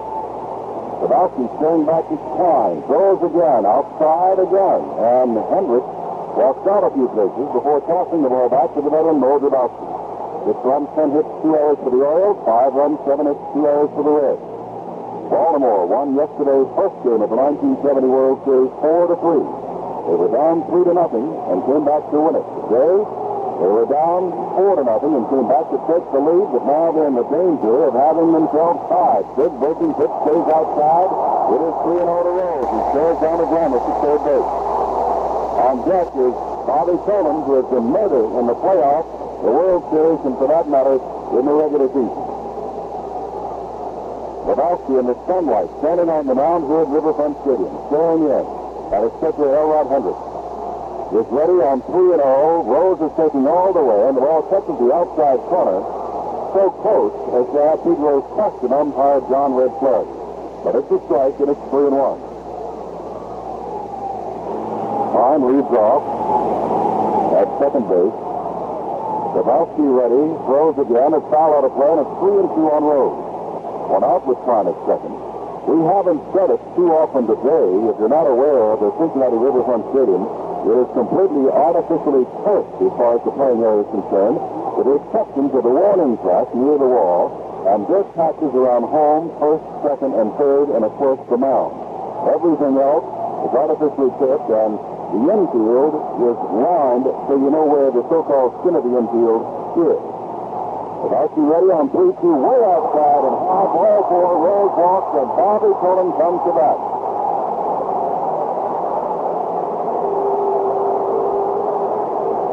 And Earl Weaver comes out of the dugout as Lebowski has put the potential winning run on at first base. As Weaver comes out, manager Earl Weaver has again gone to the bullpen and has summoned a hard-throwing young left-hander, Marcelino Lopez, to relieve Mo Lebowski. And he has Bobby Solon at the plate, Jim Simpson at the mic.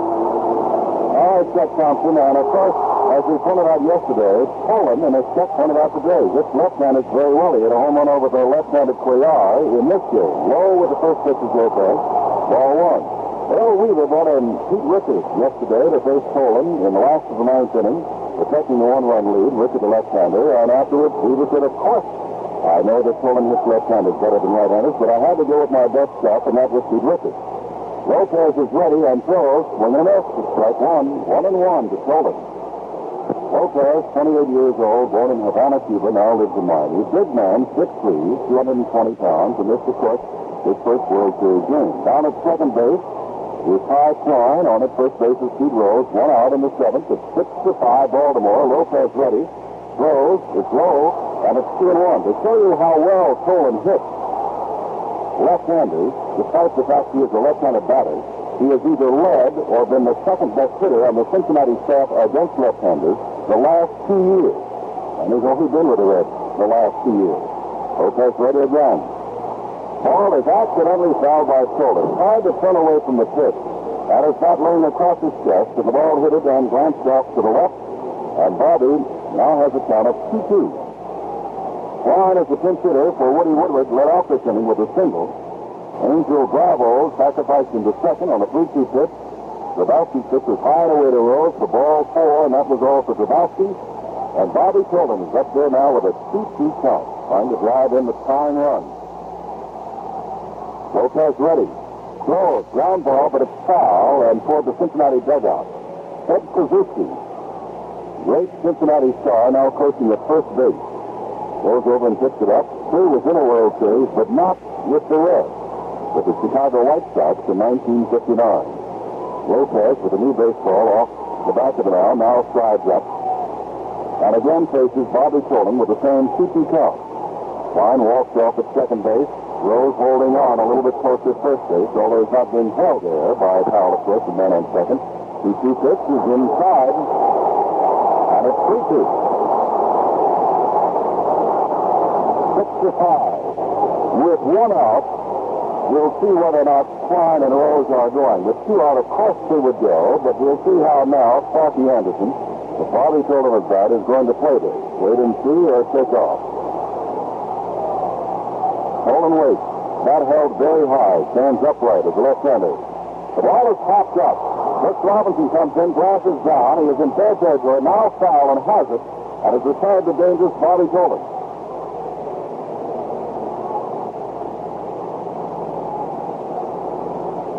But Tony Perez is coming up, and I don't believe that Earl Weaver is going to allow the left-hander, Lopez, to face the right-hander. Tony Perez, he goes out and claps his hands and tells Lopez, you've done the job, taps him on the back, sends him away, and calls him the big right-hander, Dick Hall, to face the right-handed Tony Perez. The typical jam for a relief pitcher. Perez at the plate. Ty Klein at second. Pete Rose at first. Baltimore 6, Cincinnati 5, 2 outs. Bottom of the 7th inning, and here's Jim. Perez was 0 for 3 yesterday in the first inning out of walk and singled on the first pitch he saw in the first inning today and scored the second run of the ball game. Since then he was fouled out and has struck out swinging. All is ready, and there's a bounding ball to the left side. Robinson's there, throws on for the fourth to Johnson at second base, and Hall on one pitch gets Baltimore out of trouble. No runs, 1 hit, no errors, but 2 men left on base. At the end of 7, it is still Baltimore 6, Cincinnati 5. Going now to the top of the 8th inning at the Riverfront Stadium. On the mound for the Cincinnati Redlegs will be pitcher number 4 in Game 2. Another of the fireballing youngsters that Cincinnati owns, the southpaw young John Gullett. Clay Carroll is out with another outstanding relief performance. The pinch hit effort of Bravo took him out of the ball game. This afternoon, Clay took 2 1/3 innings, allowed the Orioles only a harmless leadoff single by Blair in the 7th inning. I say harmless because he promptly got Powell then to hit him to the double play. That's the 3rd twin killing the Reds have turned in the World Series. Carroll did not walk a batter and struck out a batter and did not allow the Orioles to run.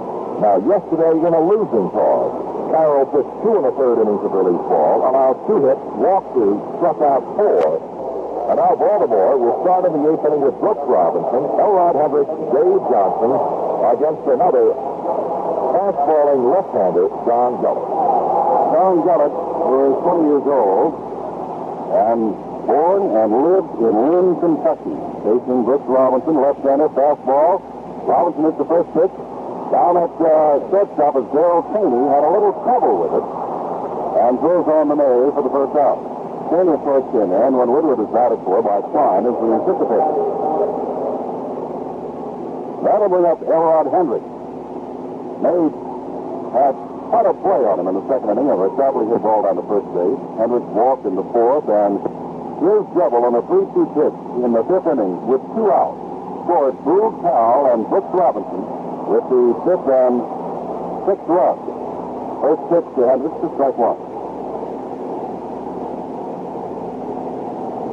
Gullett, as we said, in instructional league this winter, will work on his breaking pitches. Right now, he is almost strictly fastball. This one is in the dirt, rolls away from John Bench. And, of course, it is Gullett, a left-hander, going right now to the left-hander, Elrod Hendricks. And this has had a fine series. Despite the fact he's playing under the handicap of trying to come back from a fractured finger. Elrod ready, fastball, fouled away to left. Yesterday, Hendricks had a home run to tie the ball game at 3, and today he doubled in with 2 runs, the 5th and 6th. So he has provided the winning punch for Baltimore thus far in this 6-5 ball game. He was also involved, you'll recall, in that play at the plate.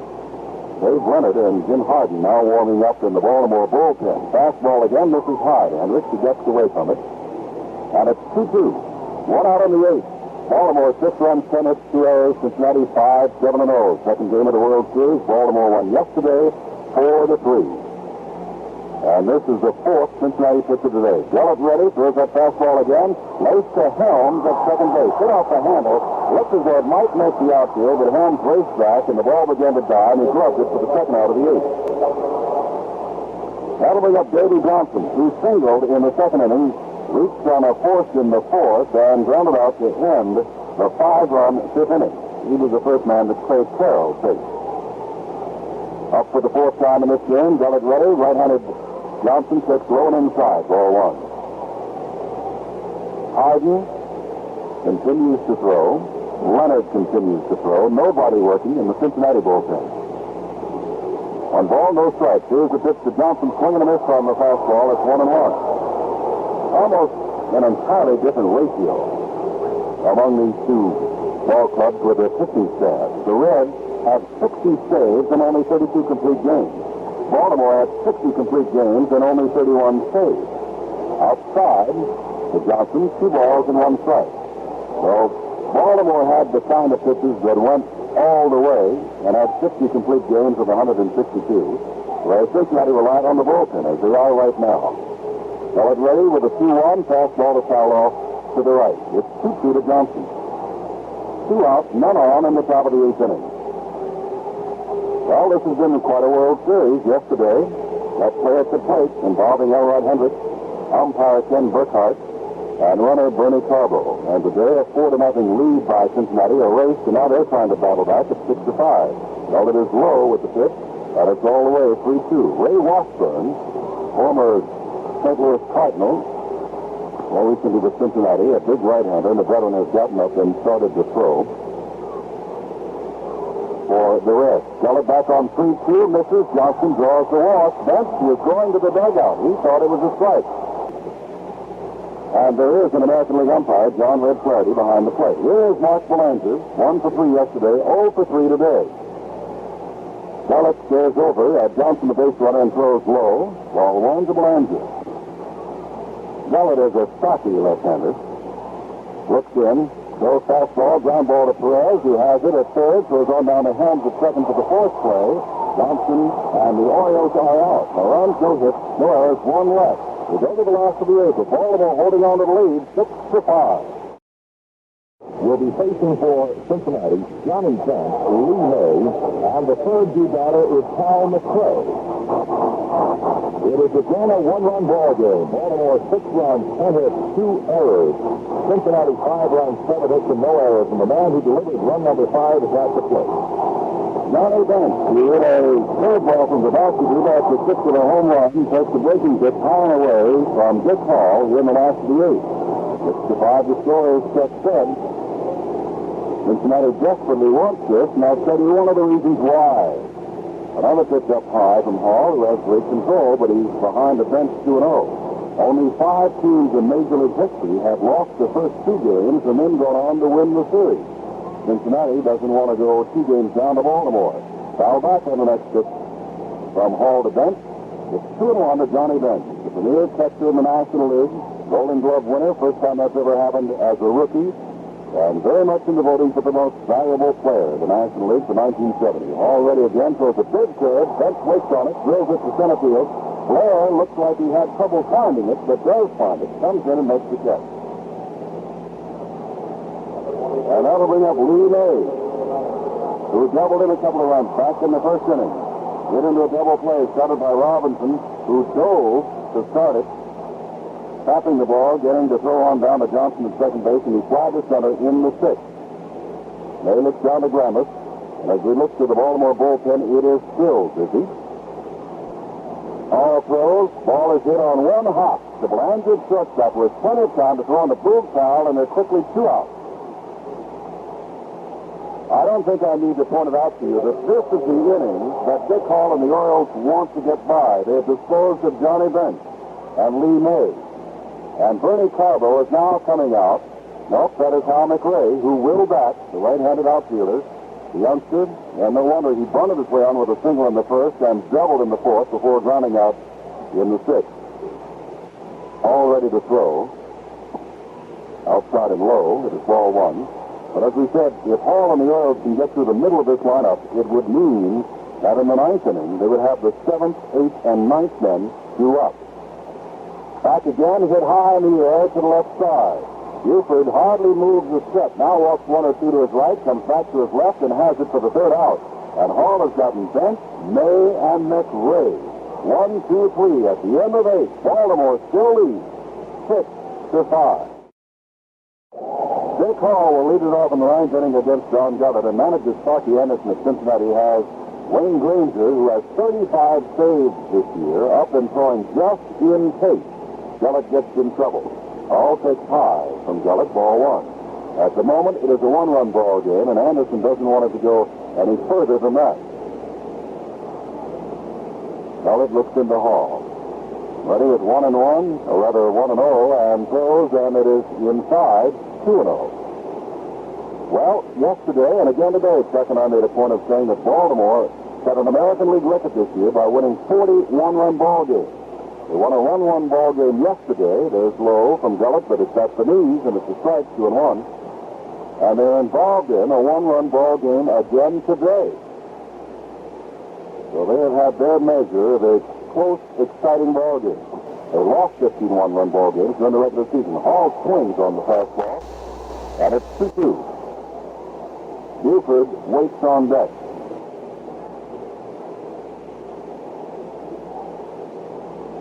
Gillett ready, and the ball is hit to the right side. May breaks off from the right side toward the stands, and it drops 3 rows deep. But still 2-2. May is at first base, Tommy Helms at second. Darrell Sweeney is the shortstop. Tony Perez at third. Mcrae in left, Coleman in center, Rose in right. Bench is the catcher, and John Gillett is the fourth Cincinnati pitcher. And in the top of the ninth, he's got a 2-2 count on the leadoff batter, Dick Hall. Gillett ready, and with the fastball, strikes out Hall.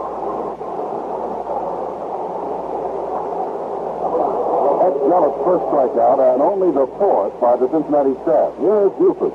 Singled in the first, erased on a double play. Hit a ball deep to right in the third that was caught by Rose. Singled and scored run in the fifth, and a fine play by Helms got him in the sixth. So he is 2 for 4 today. Buford, a quick hitter, has gone to the right side now against the left-handed Don Gillett. Gillett ready, throws the fastball. It's high, ball one. 51,531 looking on. The sun is now out. But the crowd, there's another high pitch from Gillett, who had trouble with the mound that time. It's 2-0. Concepcion is down there throwing in the bullpen, and might come in for defensive purposes, or later on in this inning if the going gets rough. But he is simply down there throwing because after the ninth inning, Baltimore doesn't care if it gets up again. There's a strike on the pitch from Gillett at the knees. It's 2 balls, 1 strike. Concepcion was up and throwing in late innings yesterday also, but never got in. Gillett is ready and throws. Fastball is outside, and it's 3-1 to Buford with Paul Blair on deck. 6-5 to score. We are in the ninth inning. Cincinnati trails and would hate to move on to Baltimore, down 2 games to none. Swing and a miss on the 3-1 pitch, and I mean, Don Buford wound up and really swung. Don isn't too tall, but well-built, was quite a football player at Southern Cal, and 10 hit with power. Gillett ready, high, and Buford draws the walk. Don had 17 home runs during the regular season and stole 16 bases.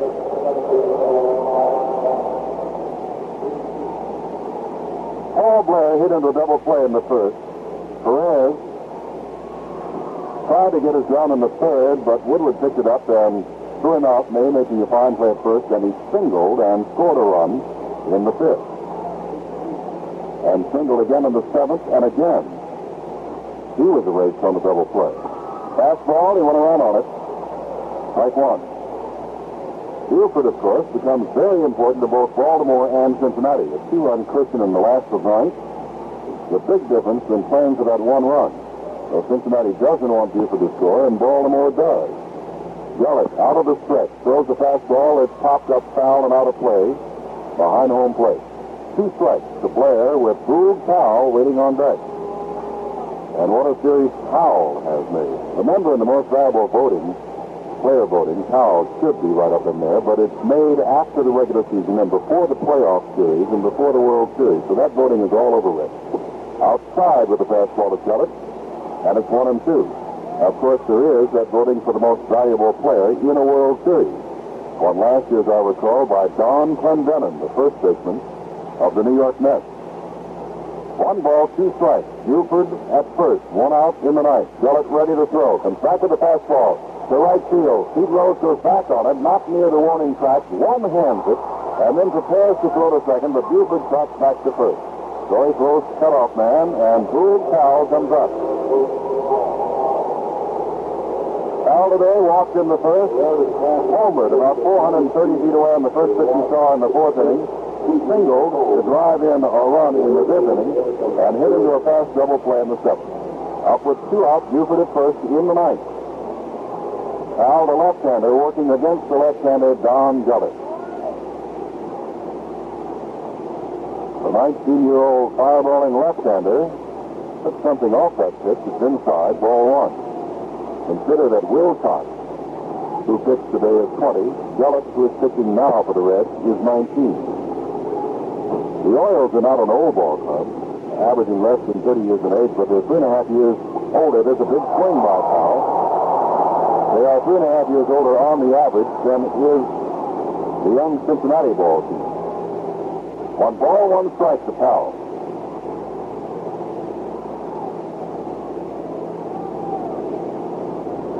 Now a giant Floridian.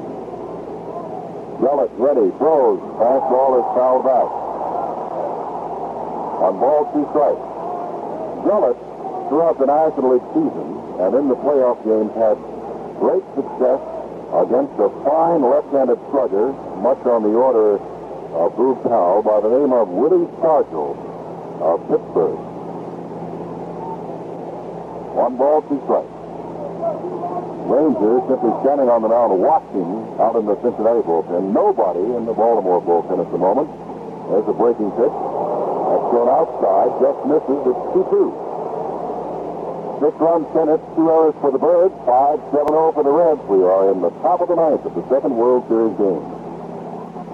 Gillett trying to get the side out so his teammates can try to tie it up in the last of the 9th. 5 hits, 3 and 2. Well, Powell walked on a 3-2 pitch back in the 1st inning. Hits the first pitch in the 4th. Single on a 2-2 pitch in the 5th. And here he is at 3 and 2.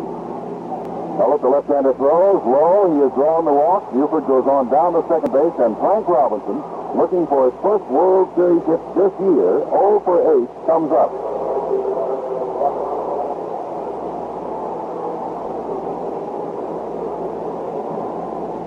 It has been very difficult for the Reds in this series to get Boog Powell out. He has really hurt.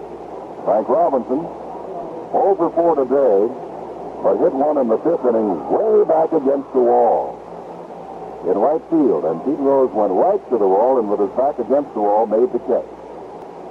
He was also grounded out twice and was caught looking on a 2-2 count with a fastball in the 1st inning. Johnny Bench went out to say something to Don Gillett, who of course is facing Robinson for the first time. 6-5 to score. Now Baltimore has 2 aboard with 2 out. Fastball high in the air, maybe a play on it. Bench comes back to the screen, looks up, and it falls into the seat. And much deeper in the seats than I thought, and Johnny Bench thought the ball would go. Bench came back as though he had a play all the way, and I was staring down, and it must have fallen, 15 rows back. 1 strike to Frank Robinson. Rookie of the league with the Cincinnati Reds. Most valuable player in the National League with the Cincinnati Reds. And then in 1966, he won the Triple Crown and was the most valuable player when he was traded away to Baltimore. Baltimore took 4 in a row that year from the Los Angeles Dodgers in the series. Big swing on a fastball, and I mean, John Gullis can really hum that fastball. 2 strikes. As one of the Baltimore coaches, George Bamberger, was saying today, pointing out at the Reds who are taking batting practice, he said, that team, meaning Cincinnati, is going to be around for a long time. 2 strikes. And he is caught looking on a fastball on the outside corner. No runs, no hits, no errors, 2 left. We go to the last of the 9th inning. Baltimore 6, Cincinnati 5. Cincinnati is down by a run. And we don't mean to repeat ourselves, but for those who just joined us, Baltimore won 40 one-run decisions in American League record during the regular season, and they won a 1-run decision yesterday. There's a called strike. Paul asking for... Well, he's asking John Red Flaherty about a pitch or about the ball. In any case, Hendricks throws back the ball. The board says strike 1, and Hendricks is up. Jim, I'm not sure whether Tommy Helms was backing out and calling for time or not, but it's strike on the board. Back again, just off the corner, 1-1. 4-3 yesterday's score in a thriller in which the Orioles were down 3-0. They were down 4-0 today. They lead by 1, and the Reds are trying to come back. Breaking pitch, and it's fouled back. It's 1 ball, 2 strikes to Helms with Caney on deck. Now, Ty Klein and Angel Bravo had been used as pinch hitters. But Bernie Carver, a left-hander, a rookie who hit more than 300, had not yet made an appearance. Breaking pitch, up the middle, Belanger going back to second base, goes on to first. He's got him in a close one. Fine play by Mark Belanger, whose error opened the way for 3 unearned runs back in the first inning.